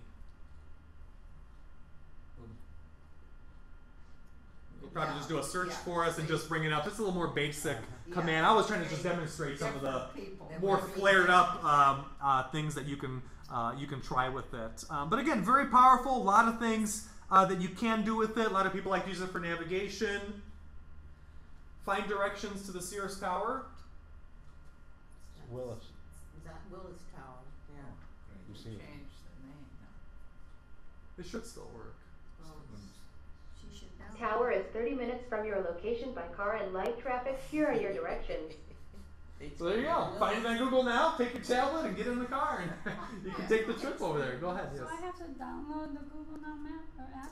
You shouldn't have to, as long as you have a relatively recent version of Android. Do you have a Google search bar on your home screen? Here, but I don't. Does it have a microphone icon? No. You don't have a microphone icon. Can you go into Google search? Yeah, because if I just use the app for Google, then I get the search that has the microphone on it. So you see it, Ruth? It does show on yours? Yeah, it does show. And this is a much older version. How old's your tablet? So I'm going to do it. Samsung Galaxy. Really? You got it, come up in her widget? Oh, so you're saying. Well, she should have the search widget that shows on there, but even if not, you should be able to go into Google search. Go into your all apps area. Let's see what you have for Google, because I'm surprised that you don't see it on there. I mean, if it truly doesn't have it, it may not, but I'd just be a little shocked that you wouldn't have that. Let's see. Under G, what do we have? What do we have for Google? Here, the Google Plus. Yeah, as far as I know, it just should be. Let me see what I have on mine. G. Yeah, it should just be standard Google. Yep, and my little microphone. So if it doesn't show a microphone, maybe your microphone is off. I'll go in your settings area. Maybe. You might have your microphone turned off. That's the only thing I can think of. So go to your settings, go to your sound, and see if there's a mic option, like disabled. What is that? That's the one he's using now. Oh, okay. Because Google Sound, Plus. volume. Try go to volume. What does it show? Oh yeah, because you have to have it on. Yeah, it looks like she doesn't even have an option to turn off the microphone. Huh. I don't have a microphone either, do I? You don't have it either. No, not on. Let me see. Is this a Kindle? No, this is Cobalt. This is the Cobalt. Android. Oh, okay. So, okay, this is Google settings. So if you touch that, it goes. Is this supposed to bring back to home screen? Or this one's on? This one's on screen. Okay. And this, they're just slightly different. Let's see here. And this is your just Google search. Google. Oh, okay. So And if that's we gonna do give me this. all that, right? Where's your standard Google? I don't think there's a microphone. Huh. Yeah, you don't even have a standard Google icon. You should have an icon that just says Google on it. You just have Google Plus and that. I mean, you might be able to find it in Google Play. We're going to go into the App Store in just a moment. You might be able to find it there, but. What is Google Play? Now, in this case, it's on. Eric's talking to you. Would voice search be? Voice Oh, search that might be it, works as well. actually, yeah, Right. try it. Yeah. That might Yeah, be but I'm it. having talking trouble to here her on now. that. Okay. See, Okay, voice search. Look for voice search on yours. That's the other way to get into it. What device do you And have? a few things The I'm Samsung having. So as soon as you go into voice search, it'll ask you can start talking into I've got it. a talk button. Which Talk Galaxy? is like an instant messaging app. No, 1, 2, 3, no. What is this girl's name?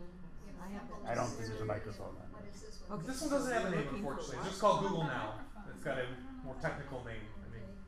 Google's run by a bunch of nerds, so they don't think like Apple We're looking sometimes. for what? Voice So- something. She said. Voice search. Voice search. You should have a voice On search. mine it looks like Okay, are around these all your with the apps? microphone in the middle of the. Because you only have Google settings That's all I got.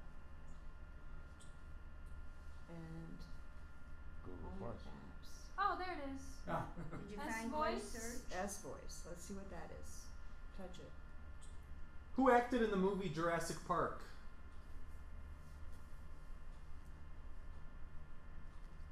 Oh, this is probably it. Next. The cast of Jurassic Park includes Jeff Goldblum, Sam Neill, and others. So there you go. Others acted. So there you go. You can do checks up on who acted in a movie if you were curious. I've got it in my, yeah.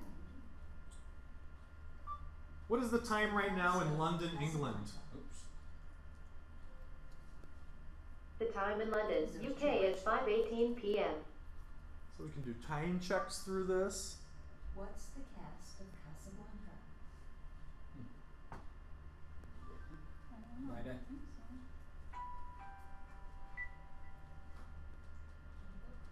So she gets the research without the voice coming. How many inches are in 35 feet? You might have to set that up in your. 35 feet is 420 inches. So you can do conversions. I like to do conversions a lot because they throw me off sometimes. How many eggs are in 12 dozen? Default notification, screen lock, so I'm gonna do that. Silent. That would make it so you don't. One talked to me on that one. I guess that one threw it off a little bit. Well, just act as a calculator. What's 12 times 12? That's right. Sync is current. What's the answer to 12 times 12? Google Plus is there, so you could run that, and that might work.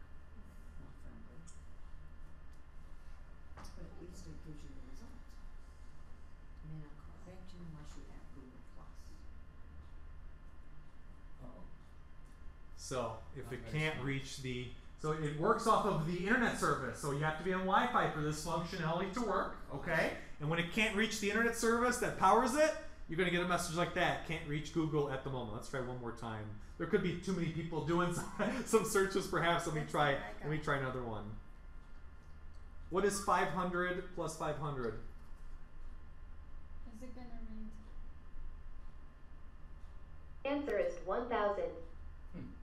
So that's how it works. So you can use it as a verbal calculator. Yeah, see, I can't reach Google. I get it on mine because I got to my email. You're not on Wi-Fi though. That's the problem. I know, but I got to my email. Wouldn't I have to? I got to my. Well, your emails might be stored on your device though. Let's take a look and see. You're not on. Let's see what kind of Wi-Fi you're on. I might have kicked you off momentarily. Because that's the first thing I look for when it doesn't want to. Come on.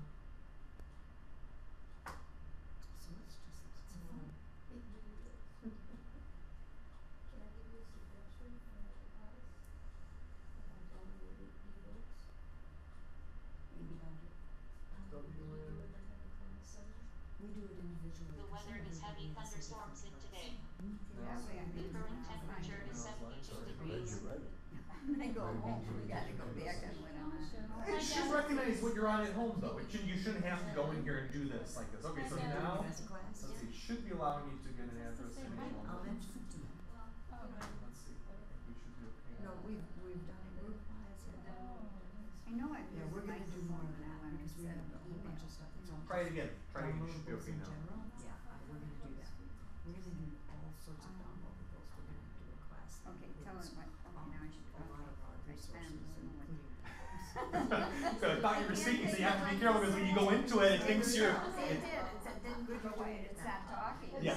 Well, because there was too much mumbo jumbo going on with what we were saying right now. Okay, how much? Be careful and also be mindful that you have to go ahead and train it a little bit, right? On the first few tries of doing voice searches, it may not recognize your voice entirely. You have to train the device a little bit, do some searches, it'll become more accurate, right? We all have different inflections, we all have different accents. It's meant to work with a wide array of people's, the way that we speak, but it needs a little bit of training at first to go ahead and recognize and work the way, that you do, and talk the way that you do. So if you're frustrated at first that it's not picking up your voice entirely well, just keep using it. It's smart enough to know that to correct the way that it's recognizing your voice and get better and better as time goes on. I've been doing these classes now for a while. It almost never makes mistakes for what I'm saying. So it doesn't take too long for it to do training. And this will be the same problem you'd have on a computer if you were using a dragon speaking, things like that have been around. You always have to do some training of the device. If you Okay? speak to it in an accent, does it reply in an accent?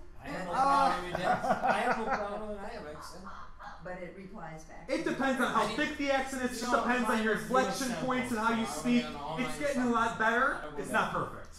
And it probably never will be perfect. It'll take a long time for it to, learn the way that humans have been talking now for so long. It's tough to make a computer do some things, and voice recognition is always been a very tough thing. But we're getting there. And as you can see, we're doing a pretty good job with where Google Now is at the current time. So again, look at the back of the agenda sheet. I don't want to spend too much more time on the Google Now. I've shown you how cool it is. Try it on your tablet. If you don't see it on your home screen, look for voice search. If you don't see voice search, one other place you might find it is in the Google Play Store. I'm going to show Google Play in just a moment now to show you how do you get new apps for yourself, okay? But if you don't have voice search over there, your tablet may not be able to use voice search at all. So again, if it's a lower end tablet, I wouldn't be shocked if it didn't have the functionality. So that's in the back of the cheat sheet, all the cool Google Now commands. Try them when you get home and show your family members how cool you are with technology, what you can do, okay? All right, let's go into Google Play Store. Google Play Store is the marketplace for applications on the Google tablets, okay? You should have an icon for Google Play. It looks sort of like this. Bottom right-hand corner, it looks like a shopping bag. You've seen the advertisements. They're all over Chicago right now for the Google Play Store. So let's take a look at the store home. You should see something like this when you get there. If you've used the Apple App Store, this is very similar. This is just the Google alternative to the Apple App Store, okay? We can get almost anything within the App Store now. You can download books and movies and games and music and all kinds of apps. There's a newsstand where you can get digital magazines now. So anything you may want, probably you'll be able to find some of in the Google Play Store. Before you can use Google Play Store, you have to sign in with an account. You probably did that when you set your tablet up. It kind of beats you over the head to get your account signed into before you start doing much of anything. So you probably won't be presented with that. But if you do get a thing that says you need to sign into Google Play, now you know why. You have to be signed into an account so it knows what account you're purchasing from, and you can tie a credit card to it for paid apps. I'm into it, right? You are into it. You're seeing exactly what I'm seeing. Does everyone have Google Play? This should be universal to every... Yes, go ahead. Okay, I have a question on the existing account. Sure. Does it take into consideration where you are and what password you're using? Because this is what I keep getting. It's an existing account. Okay. But it won't sign me in. What does it say when you try to sign in? What does it tell you? Okay, here, existing account. There's one of two things people get wrong when they try to sign into the device. They get the email address typed in wrong, or they type the password in wrong. If it's actually a Google account that you can sign into on a computer, it will work as long as you're on Wi-Fi on the device. For your password, type in your Gmail password right now. So once you're signed in, again, we can go ahead and we can do some window shopping. We can browse all the common items that people are downloading over here. I got some movies that are coming up, other recommendations that are coming up. Now, some of this may be swayed towards my girlfriend. This is her account actually on the tablet right now. She's a Taylor Swift fan, so she's got Taylor Swift stuff coming up over here. It will be customized to what you like. We got some Transformers stuff over here. But again, most people want to probably do a search for something. So for example, let's actually try searching for voice search. Let's see if that is actually an app. I think you can find that on Google Play Store. So let me click on the search magnifying glass. I'll show you that one more time. Search magnifying glass. And then we'll start typing voice search. Let's see, is that an app that we can get? Yep. Google Voice Search. That is an app that we cannot get. What we're seeing here in the store, and this is actually a thing I want to show you, we are seeing apps that have been made by others that are very similar in look and feel to the official Google app. If it was the one from Google, it would actually say Google as the publisher, but these are all third-party people. I don't exactly know what these apps do over here. They could be lookalike copycats, but they're not the official Google Now search. They probably won't do the talk back like I was showing you. You can start Google Now Voice Search.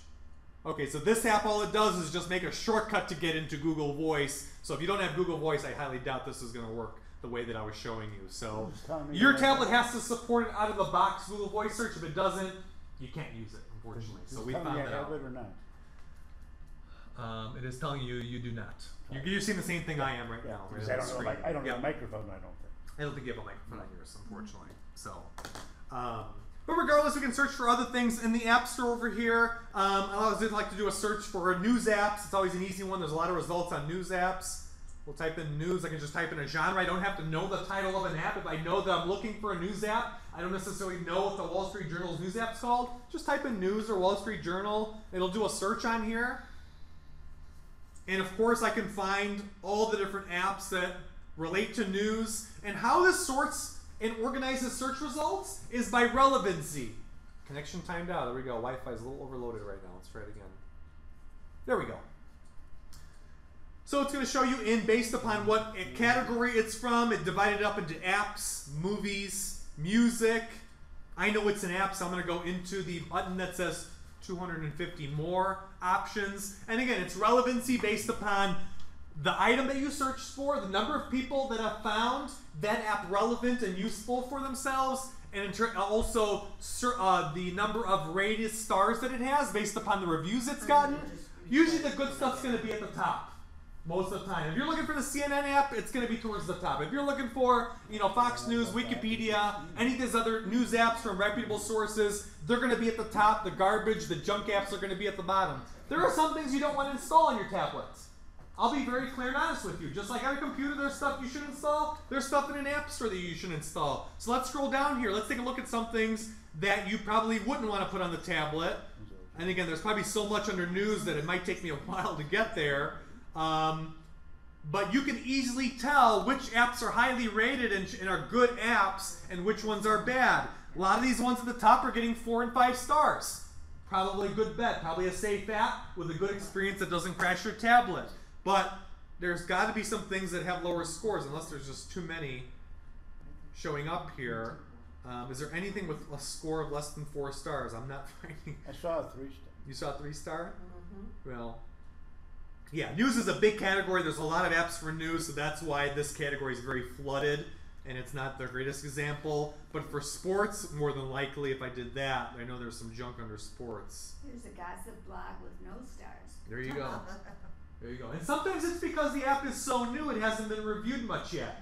And you might want to hold off and let some other people be the guinea pigs to try that app out. If I do a search for sports, a lot of things I can find up here. The most common, most popular ones are at the top. The sports tab, the one in the upper left, is one of the best ones. I have that on this tablet. I'll show that off in just a tad to show you how it works. But it's one of the best sports apps as far as I'm concerned.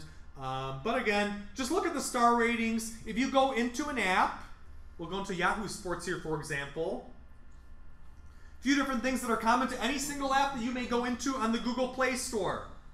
You'll see the name of the app. You'll see who it's made by. Be careful. There are a lot of app makers that try to trick to make themselves look like the official app, right? We saw some of that going on for Google Voice Search just a short time ago. If you're looking for the actual Yahoo Sports app, make sure it's made by Yahoo, right? Look at the publisher name. You'll be able to tell whether it's authentic or not.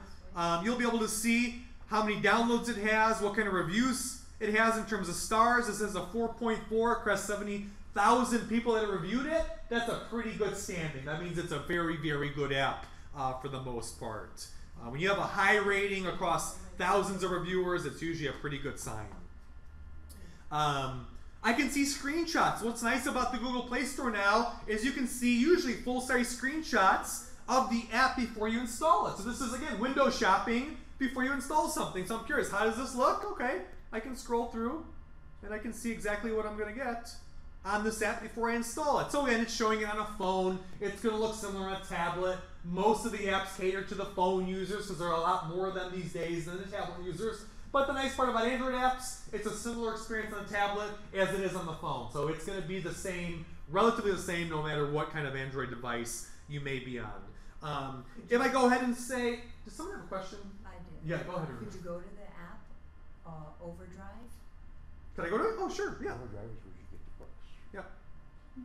That's the one you use to get library books on your yes. tablet. And it may not have a lot of stars because it has had some functioning issues, but yeah. it's the only. So this is a case where we disregard the reviews and we install it anyway. We're stuck with it. We're stuck with it. We have no choice on Overdrive. But it is getting 5 stars. But look at that! It's actually at 4.5 stars now. There you go. So it's improved. They've improved their game. Yep. So you have it. So that's why the option is open there. Yep. But that's what you have to install on your tablet. Overdrive is what you need if you want to rent the ebooks from the library for yourself. Audiobooks as well, books on tape you can get through there here. There are a few videos, and there's also 3M Cloud if you have a Niles Library card. That's the same deal. 3M Cloud. So we have 3M Cloud. You have to search for the app and load it.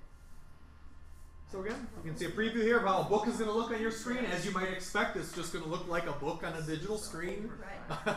So. Yeah, sometimes you can change the view. You can make it a black screen with white letters. You can make it a sepia screen with brown letters. So they're introducing a lot of the stuff that Kindle had first on the market. They're bringing a lot of that into Overdrive, so you don't necessarily have to have a second-rate experience with it. No, you don't. Yes. Have you heard of a tablet getting a virus? Yes. Yes, tablets do get viruses, especially Android tablets. So you do actually, I was going to save this towards the end, but since it was asked, yes, you do want to have some kind of security protection on your tablet. Out of all the tablets out there, Android tablets have the worst situation right now in terms of viruses. It's very bad. It's getting worse. So How the do program, you protect yourself? how to protect yourself, you need to get some kind of security app, just like on a computer. The one that we recommend for computers is the same one we recommend for tablets. It's called ESET. And I actually have it on here. We installed the full version on this one. ESET, where is it? It might be called Mobile Security. Where is it? There it is, Mobile Security, made by ESET. And it's just an anti-malware program that you can install on your tablet. It is a paid program, but it's very cheap. It's like $10 a year. It's cheaper than the computer version. I have the free one. Okay. So that means that it doesn't upgrade or update its information. So I didn't intentionally get the free one. I just took the trial.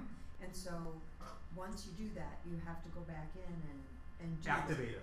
Purchase it for yourself. So the difference is you can use the free one, but the big difference is the free one does not do continuous scanning to make sure you're not downloading viruses. They keep telling you have to actually do a manual scan after the fact, and by that point you're probably infected anyway. So I wouldn't recommend running the free version for a long time. What can you do? If you get infected, you can install an app like this or any of the other ones. Kaspersky has one as well that's pretty good, and you can run a scan on it. Yeah. But I would say don't wait to get infected. Put protection on and save yourself the hassle and headache. Because by that point you could have information stolen, data stolen. That's not a position to put yourself in. So protect yourself up front. And it looks funky like this. It just says mobile security. It doesn't have the same name that you're looking at, ESET per se. So just remember that. But if you search ESET in the App Store, it's a pretty highly rated app, and you can get it. But if you don't want to get ESET, get something at least. But just don't leave your tablet unprotected, as the virus problem on Android tablets is almost as bad as it was with Windows devices in the early 2000s now. So it's. Have you heard of WebRoot? I have heard of WebRoot. I don't think they're the best, but they're decent. Okay. I think it's better than nothing. I'll say that much. My bank's offering it to me for free. So. Oh, well, I would definitely give it a try. As you can see, ESET has a 5-star rating. It's a very highly reputable, highly trusted in the technical community. We recommend it to all of our customers, and as you can see, it's got a 4.6 rating out of 175,000 people. It's up there with the highest rated apps. ESET, so, ES. ESET Mobile Security. Okay. Well worth it. I don't know if Norton makes one. Maybe they do. I wouldn't recommend it though. It's on my computer. It's on your computer, but what I know. Right here. Yeah, I mean, they may make a mobile app. It's just, again, I don't place a lot of trust in the Norton family anymore, so I would recommend not using that for your first point of defense. Okay, so continuing with the Google Play Store here. I showed you how to search. How do I install something? So let's find something that we can install. Let's go back and do a search. Let's do a search for, what's something someone wants to find? How about recipes?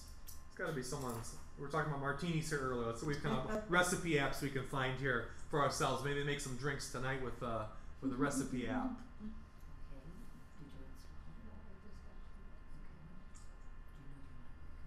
Come on.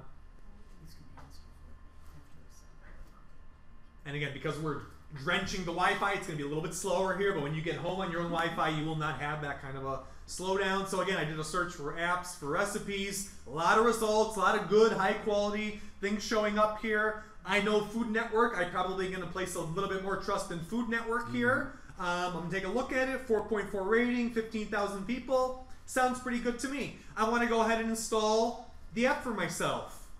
Very simply, all I need to do, just hit install. It's that simple. It's not like a computer where it gets complicated. Hit install. Now we have to review our account for some reason. Let's see why. Complete account setup, I'm getting. Review your account to continue. That could be. I think it's a free app, but it probably has an option to purchase some paid things within the app, which is probably why it asks you to put a credit card number in. You don't have to do it. I just pressed skip and it didn't force me to. But that means it probably has some like paid recipes or maybe digital cookbooks that you can probably buy within it and have those cookbooks loaded in on the app. So there are a lot of apps that offer you things like that. It's called freemium. The app is free, but there are paid features that you could get that are paid items within there. It's a very popular concept now in the tablet community, okay? So this app for itself is only 8 megabytes in size, very small. It's jump change in the computer world. Hopefully it finishes installing, doesn't get stuck on me.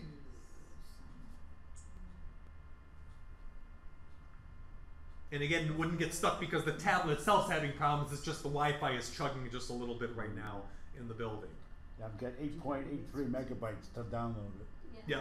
Well, I guess everyone now is downloading the app, and we're all contributing to the problem. So I'm going to cancel that so we can get back some of our internet speed here. But once I install it, once I put the app on my device, I will get an icon within my All Apps area. That would be under F. And if I wanted to have an icon on my desktop or my home screen for myself, I could go ahead and hold on to it and drag it onto the home screen for myself and place it where I want it to, or on one of my other home screens for myself. So that's the same way I would install any app within the App Store. That concept applies to every single app, all the million+ apps that they have now in the App Store, whatever the count is at now. Okay? Is everyone clear on now how to put apps on the device? Go home, do a search, try to find some of the apps that you like. There's so much stuff out there. The App Store is so full of all kinds of different apps with a lot of good reviews on them. Try some of the things. I would definitely put some security protection on your tablet before you get too adventurous outside of some of the popular apps, as you know, there is a potential for getting infected these days. But as long as you play it safe and watch your reviews, you should be okay for the most part. Okay? So that's Google Play. If you have any other questions about Google Play, you can ask them towards the end. I want to make sure we keep moving here. So I want to show, the last part of the class that I want to show off is just some of the apps that I find customers telling me good things about that I've used personally. My Android expert friend has used and he really likes. So I put all these recommended apps in the back of here for different categories of things. These are probably the things I would look at first if you're looking for one of these items. Of course, look beyond this list. It's just this is a good list for beginners to have a decent experience if you're just getting started. Internet browsers that you can use on your device. I think Google Chrome installs itself by default now on Android tablets. It's just the web browser that I think is probably the best one on the Android tablets. Just like on your computer, you can go ahead and use internet and browse the internet on here, and I can turn it. I can use it in landscape mode as well for myself. It's nice and large as well. So should be able to browse any website. This does have Flash Player, unlike the iPads, which means you can watch YouTube very easily and other websites that rely on Flash Player for yourself. Okay, so that's Google Chrome. You can also get Firefox for the tablet if you want to. I don't like Firefox as much, but it's an option if you're very used to it on your desktop computer or laptop computer. Okay, and those are both free apps in the Google Play Store. It's a better search engine than Internet Explorer. What's that? It's a better search engine than Internet Explorer. Which one? Firefox, oh yeah. Google Chrome. Yeah, Google. I think Google Chrome is the best of the best, and Firefox is sort of middle of the road. Right. Internet Explorer is just below, just below that. Yeah. So, okay. News, weather, sports. That news app that I showed you. This is one of my favorite apps actually on the tablet. If you're a news junkie like I am, you need to try out Flipboard. Completely free app. It's a digital magazine that changes based upon your news sources that you like and the kind of things you like to read about. It is a true digital magazine. It flips like a magazine. It's as close as you're going to get to a digital newspaper, and I think they do a very good job here. And what's nice about it is they pull from many different news sources.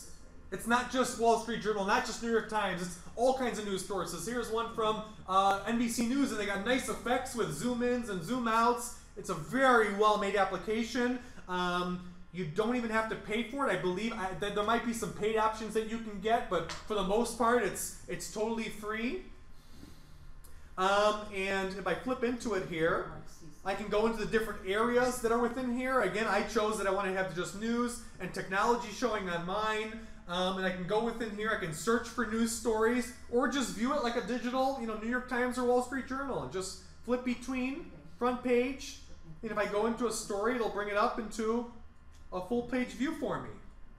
And it's relatively ad-free as far as I'm concerned. I really haven't seen many ads within it. All this has to, where you have to be in a Wi-Fi area, right? This does rely on Wi-Fi. You need internet, you need Wi-Fi or cellular service for this to work. Those definitely. Most apps I show off on here do require some kind of internet.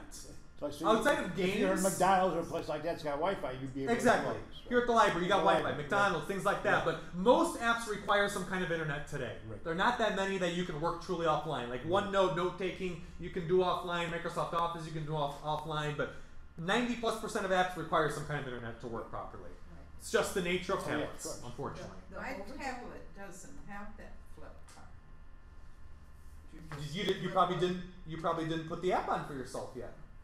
This is an app. I'm showing off apps that come from the Google Play Store. So you have to go and search for Flipboard, and then you can install it for yourself, and then you can have this digital newspaper for yourself. Okay? So as you can see here. One thing that's a little different with the book apps is that if you purchase a book, then it's loaded to your device and you have access to it. Usually so that is an without exception, being on the Wi-Fi. Buy something from Amazon, and also with Overdrive, it loads the book to your device, and you can read it without Wi-Fi. So if you're on the plane, you can read an overdrive book. You cannot read a 3M Cloud book because you do have to be connected to the internet. Yeah, so Flipboard, again, if you're a news junkie, if you like just looking at the news or perusing the news, I find this to be one of the best sources for getting an at-a-glance view for what's going on at any given time, because it's so nicely organized, it's so easy flowing, it's the next best thing next to a paper newspaper. I like paper as well, but this is as close as we're going to get to replicating that experience. So I think it's pretty neat. They do a nice job. Definitely give Flipboard a try if you like viewing the news. Okay? A weather app that you can get for free is called OneWeather. Where's my OneWeather app here?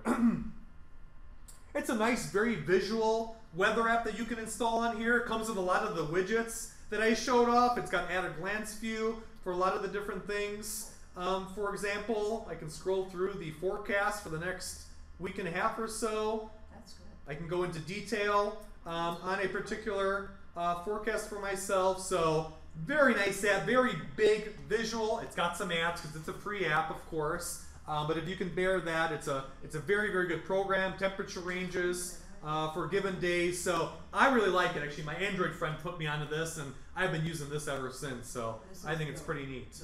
My waning crescent, I can view the position of the sun at any given time of the day. So a lot of neat stuff. If you like going in depth on your weather, OneWeather is definitely going to be an app you should take a look at. Completely free. All right, sports scores. I know we got sports junkies in the room.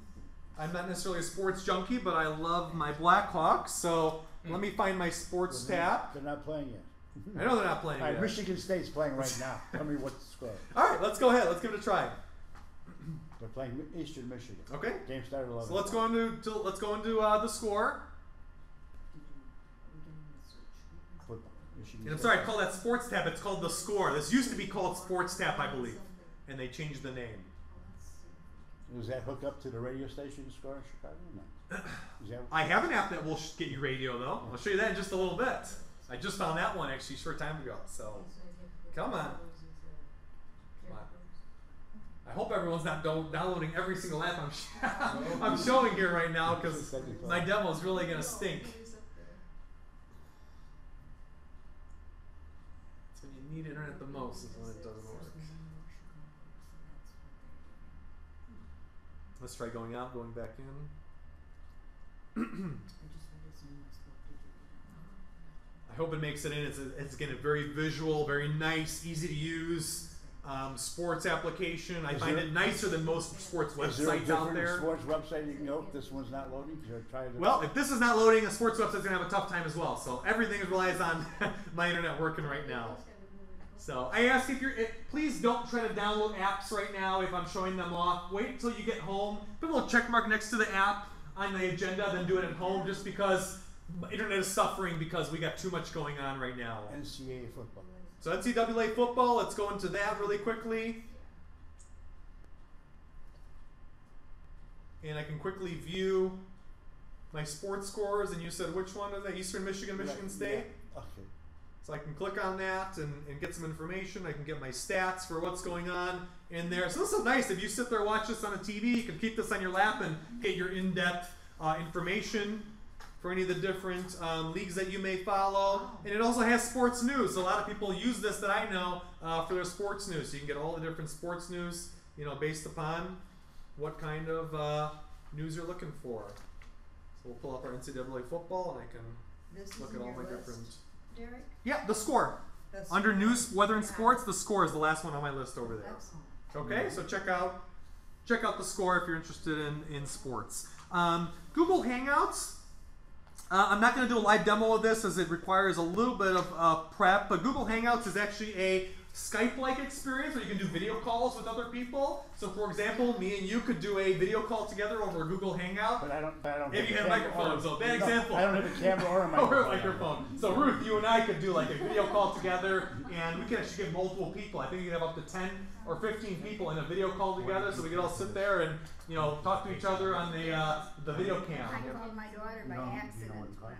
Well, there you go. With Google Hangout. There you go. But at least now you know what it can do. So it's pretty powerful, pretty neat. And again, you can call people around the globe for free. So unlike a phone call where you're charged by the minute for it, if you're doing a call over Skype or Google Hangouts, it's completely free. Doesn't cost a thing. When it travels over the internet, in general, it doesn't cost anything for it to get there. And that applies to a Google Hangouts call. So I have customers that call family members in Poland, and Germany, and Ukraine, all over the world, and as long as you're using it within the app, it's not going to charge you a thing. You can sit on there all day. They don't care. So avoid the long distance phone call prices. TuneIn Radio. I want to show this app off really quick, as this is something new I just found out about. I've heard about it on the radio, but I actually tried it at our last class where we taught Android tablets. I thought this was pretty neat. We'll see how the demo goes. You need a little bit of internet juice for this to work. But TuneIn Radio, you can get any radio station in Chicago. At least that's all I checked with Chicago. But it seems to have all the radio stations streaming through the app. So let me open this up really quick, as I found this awesome. I like some stations in Chicago, so when I found this was pretty cool. So it's called TuneIn Radio. I think you have to make a quick free account for yourself. If we click on local radio, it might ask you what town you're looking for radio in. It'll find that you're in Chicago. So let's quickly take a look here. Of course, the FM stations will come up first here. Let's try pulling up 93.1 XRT. And you can actually listen to these right on your tablet. If I click on the play button, I should. Interesting items.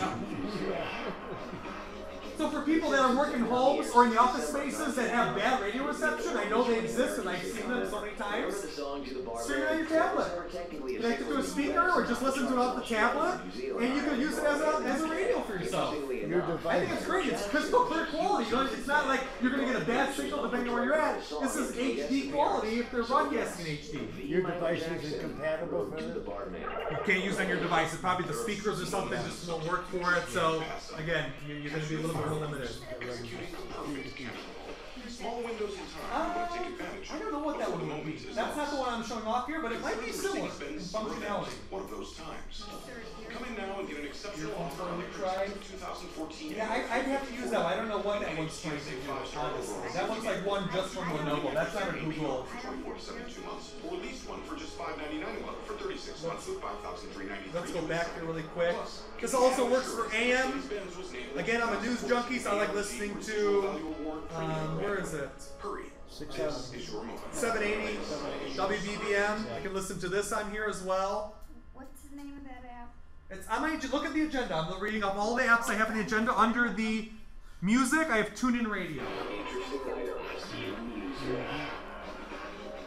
The Simpsons have been on the air since December. Some of the ads you hear right away when the station comes up are the apps ads, but after that, it's all the radio stream. Just what you should be hearing on the actual radio station. In Ireland, Norway, and the UK. Interestingly enough, Michael Jackson was a huge Simpsons fan. So that's TuneIn Radio. I thought that was pretty neat. If you like some of the radio stations and have a hard time with radio reception, I think TuneIn Radio is one of the most awesome things to come for radio streaming out there. Pandora, I've talked about this every Android class before. I'm not going to show it off too heavily. Pandora is one of my favorite music apps. I don't even keep a music collection anymore. I just use Pandora for all my music now. It is a radio service that customizes music depending on what you like to hear. Some people have probably used this already. Some of the stations. And again, it needs internet to be able to play. But this is a nice app. There's a free version that you don't have to pay anything for. And the card you pay for it, right? Is that the same? That's probably like you're thinking of Sirius XM, satellite radio. This is different from satellite radio. I actually use this on my Windows phone. I use Pandora. I have a dashboard magnetic holder, and I listen to Pandora on my phone that works into my car radio. So when I need to listen to music, I just listen to Pandora off my mobile phone, but it's the same app.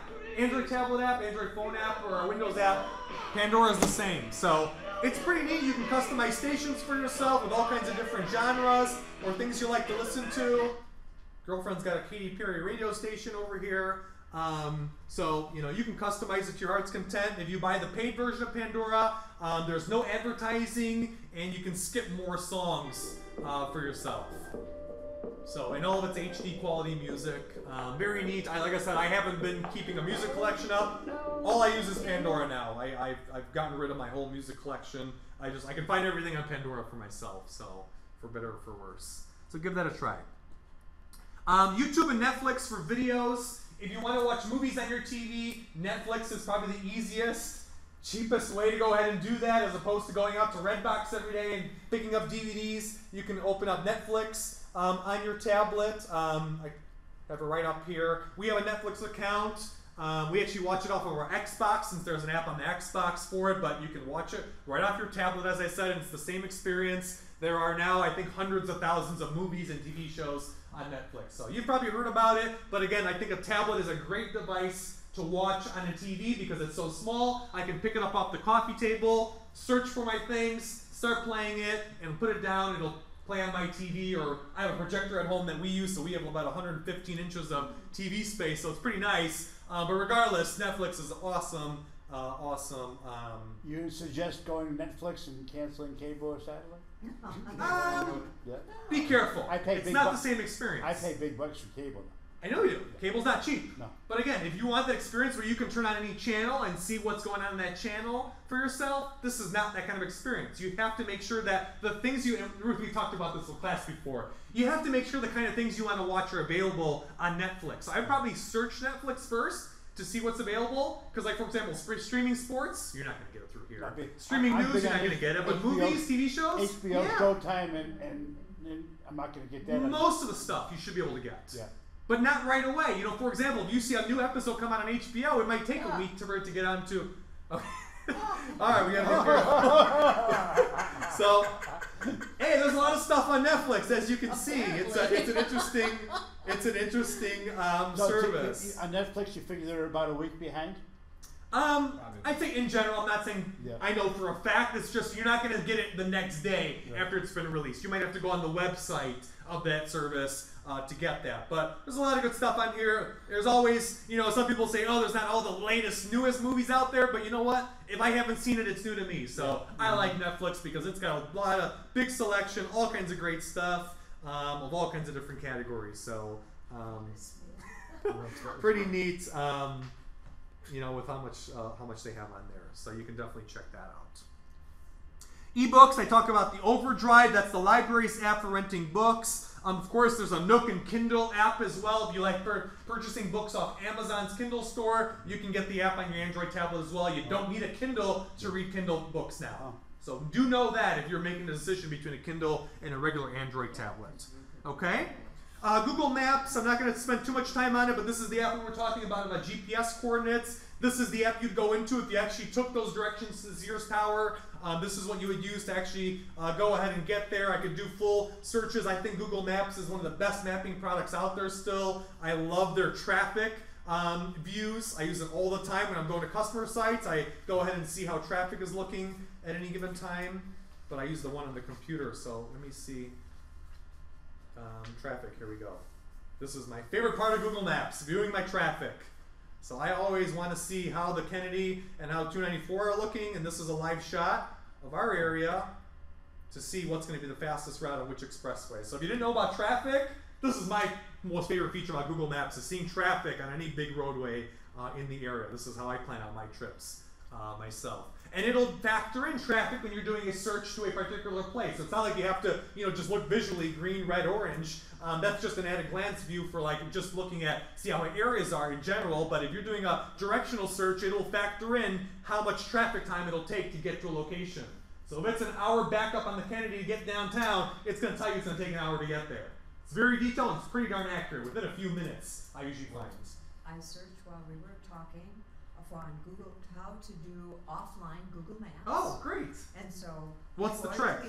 I have a tiny URL that describes how to do it from CNET.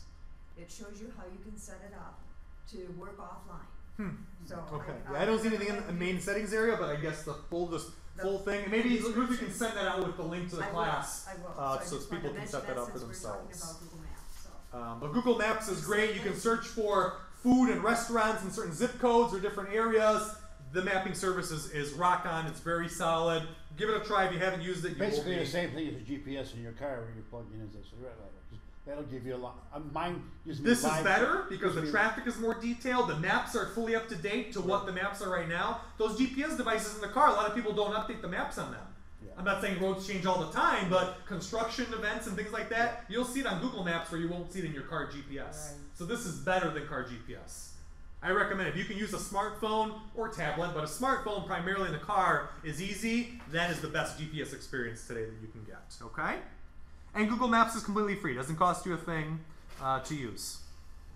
If you're looking to do things like typing, Word documents, things of that nature, Google Drive is probably the easiest way to go about that now. That is Google's Docs, Google's spreadsheet service that you can use to do documents and things of that nature. Let me see if I can go into it really quickly here. Google Drive and open up a document. Microsoft Office is coming very soon to Android tablets, so you'll be able to get that very soon. But let me go ahead. Let me start a new, here we go, create. And I can create a new document. And you can type on this, and this saves to your Google account. So it's not like you have to worry about transferring files between the device. It synchronizes using the cloud, that magical cloud. And here we go. We should have a document here. If I had a keyboard, I can go ahead and type. But again, I could just use a regular keyboard on the screen and type my document up. Now again, it's going to be a little bit tougher. You don't have all the formatting options. But if you're looking to get a quick document done on the go for yourself, there's nothing wrong with using the Google Drive tool. It's completely free. What extension does it save it as? Google Drive uses its own proprietary format. It's not a Word document per se. If you run real true Word document compatibility, wait for Office to come out on Android in a few months. Note-taking. There are a few different note-taking apps you can use. Evernote is one that's popular that a lot of people like to use. OneNote is one as well that I like personally. It was the one I was drawing within a little bit earlier. This one's from Microsoft. It's completely free. And it synchronizes between devices. I find this one to be the most featureful one. I personally use OneNote on my convertible tablet in class, and I take notes on it, but you can do the same exact thing right on your tablet, and you can type within it, you can draw within it. Very powerful, very good app. I highly recommend it if you're looking to do note-taking for yourself. I put a few games on there. I'm not going to show the games. You can check out games on your own. There's all kinds of games out there. Crazy Taxi and God of Light are 2 free games my Android colleague showed me in our last class. But if you search for games on Google Play, the list will never end. There's so many of them out there. And the final one, of course, is security, ESET Mobile Security. Thank you so much. Appreciate you coming out. You search for ESET Mobile Security, you can find that anti-malware program in the Google Play Store.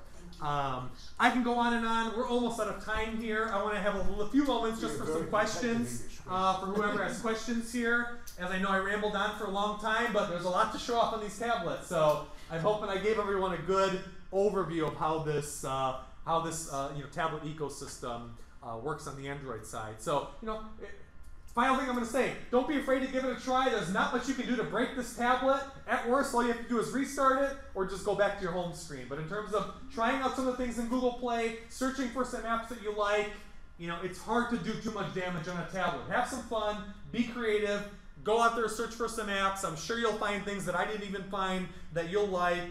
Again, this is not the full list of items you can find. These are just the apps that I recommend to newcomers to get them acquainted with how the apps work on Android.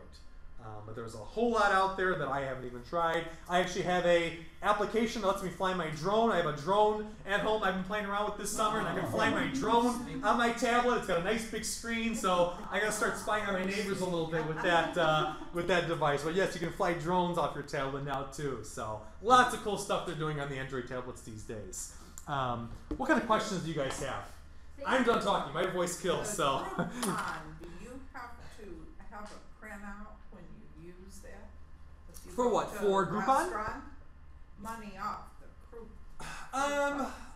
Usually there's 2 ways you can do it. You either have to print the thing from Groupon, and you can do printing off a tablet if you have a printer that is cloud print compatible. Most printers, almost all printers made by HP today, within the last about 1.5 years, are cloud print compatible. Some brother devices are, but HP is the one that I namely say has this cloud print technology where you can just hook it up It'll sign into your Google account on the printer, and you can print off your tablet right to the printer. So it's very neat. A lot of customers are starting to do that these days. But not all printers have that, so you have to determine if your printer has that capabilities. Not all printers can do that. If you really want that functionality, you can go. I mean, they make your printers as low as $60, $70 that have cloud print built into it, and you can print. Simpler way that, I mean, my girlfriend does it. We buy the Groupon through Groupon app. We go on the computer, we print it off the computer, and bring the printout over to the restaurant. That's what I As did. a lot of them still are not in the digital realm as much. They don't like the looking at it on the screen or things like that. So I don't know. Your experience is maybe a little bit different, but I found the restaurants like the printed copy still. So. To buy a new Android. Sure. I'm not happy with the Vax, of course, right? And I've got the cheap Kindle. Sure. You like the Nexus the best? I love the Nexus. I have sold this to numerous customers over the last few months, and all of them have called me and said, wow, this tablet is just great. And what level of Nexus do you suggest? Wait for the new 10 to come out? I would say if you're in the market for one, I would say wait. Wait till Android version L, version 5 comes out in just about a month or so. The new version 9 Nexus tablet's coming out. This 10-inch is getting a refresh on it, so this is a great time to just hold off just a little bit and wait to see what comes out. And approximately, what do you think they're going to sell for? Similar price tags. The old ones are going to come down in price. The new ones are going to be, I mean, the 10-inch version probably around $399. 7-inch version, what is the Nexus 7? Ruth, do you know what the 7-inch goes for? No, I don't, but I know it's like 100 to 150 less. 150, yeah, it's about half the price of the larger tablet. So you pay a premium for the big screen size, but again, it depends on what you want. Do you like the big screen size? You know, look for a device that has that little bit larger screen. Well, now I know I can do more with this. Maybe I'll just keep playing with this. So. Yeah, keep around playing with it. I mean, there's some things you won't be able to do with it, but hey, if it does the things you need to do, why spend the extra money and get a $400 Nexus device? Yeah, I only paid $80 for it. Yeah, well, if you can get by with it, then it might be just fine. And I'd say try the Kindle as well. You might be surprised at what you can do on the Kindle. The first step from the bottom. I've got the Paperwhite Kindle. Paperwhite Kindle? Okay, so that's a more limited reading-only style device, so not too much on the app side. But again, if you're looking to truly get a full-feature tablet like this, wait till about late October, early November. You're going to see a lot of new stuff coming out. For Christmas, right? Around Christmas, you'll definitely have a lot of neat stuff on the market. Anyone else? Curious about apps? Curious about how do I do this? How do I do that? Gotta go home and play with it. Gotta go home and play with it. That's really the way to learn about these tablets. I mean, I could sit here all day showing you conceptually how this works, but take this knowledge, go home, go in the App Store, download some things, play around with it. Get your hands dirty with it. I mean, it's just like a computer. You need to put your hands on it. You need to try it for yourself. I can't sit here and just preach to you how it should be done. You need to get comfortable with how this is. Can you explain the stylus I have at home has a button on it? I don't know what the button is for. Ruth, does yours have a button by chance? Your stylus on the button? No. No, is that like? Did it come with the? Did it come with the tablet itself? Okay. I'm talking. The only ones I know that have the buttons that I have a lot of experience with are on the Windows tablet side, like the Surface tablets. They have buttons, but they bring up like the right-click menu on it. So if you're doing a right-click, because it's like a mouse also as well. So I'm not sure what the functionality of that button on there does. It could be the eraser. Some stylus allow you to flip it over and use the top as an eraser. No, it's on the side. It's on the side. I would try it. Try it. You're not going to break anything. I mean, just try it. Go into a note-taking program and just see what the button does. I would presume it either is an eraser or it's an options menu of some sort. But more than likely it's an eraser, as there really is no right-click menu on a tablet, like an Android tablet. So give it a try. Do you have a fine point or is it a bumpy tip like this? It's a little fine point. It's a fine point, so you can actually take very nice notes with it. It's meant for actual digital note-taking. More so. So you got the Galaxy Tab series? Yeah, those are very good for note taking. So anything else? Yeah, I have a question. Go ahead. I download music on an SD card, a micro. Okay. I plug it in and I cannot play music with it at all. It won't play from a card. Why on the tablet? Yeah. What does it say? What kind of error message are you getting? Everything is coming on, I don't want to take it up because there's no time for this now, but anything what I download is showing. Okay. I'm not able to play anything. Not even the. Does it show you an error message or does it not even try to play it at all? No, it's just don't play at all. Just don't play at all? Out, won't connect or whatever. It's not. The pictures I transfer, it's on it, but not a music. Where did you pull the music from? Computer? Computer, yes, and that's what I run. Were they open music files, like standard MP3 no, that's files? I download my CDs, put on a computer, and for computer I want to put in a... But it depends on what kind of format they're in, because if you use iTunes, for example, iTunes likes to put everything into proprietary Apple format, not MP3 format. I see a lot of people get stuck in that situation. You have to go ahead and most likely convert those probably AAC files to standard MP3, then you can put it on a device like that. Okay. And there's a setting within iTunes. There's a setting within iTunes where you can change it with what kind of format it uses on import. But by default, Apple wants you to go in their format, of course. So you have to change it within the program. See, I don't really care about music. I just, play around. I want to see, but nope. Standard MP3, I guarantee you will not have a problem. Okay. I've done many times before with customers. It's just if the format is a locked format, the device doesn't know what to do with it because it's not meant to be used outside of iTunes. I have it, but I cannot play it. That's most likely what you're it going shows into. I have it. Especially if it came from iTunes, I'm 95% sure that's what you're running up against. Okay. That's the only question. That's it. Thanks. That's it? That's it. Those are all the questions. I got one goodie bag I'm going to give away here. I didn't have my raffle box with me today. I guess, Ruth, is there a simple way that we can randomly give this goodie bag away here today? Well, can you pluck a... Do you want to ask a question and the first person who answers? Yeah, maybe we'll go ahead and maybe we will do that. You got anything you can ask, Ruth? Maybe something library specific or overdrive or something like that. I really don't want to do that because I don't know what people know from and we didn't talk about it in the class. Okay. I literally can write down everybody's name and we can that's here and we can just pull it out. Okay, let's give it a try. I should have brought my bucket, but let's really quickly get everyone's name and we'll randomize it. Rita.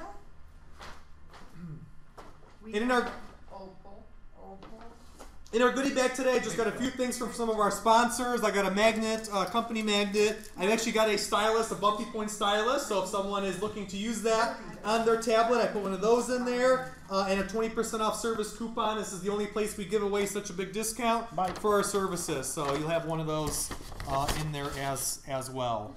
I'm going to stop the recording so we don't get people's names on the recording when it's drawn. So if you have any questions, you can go ahead and ask me them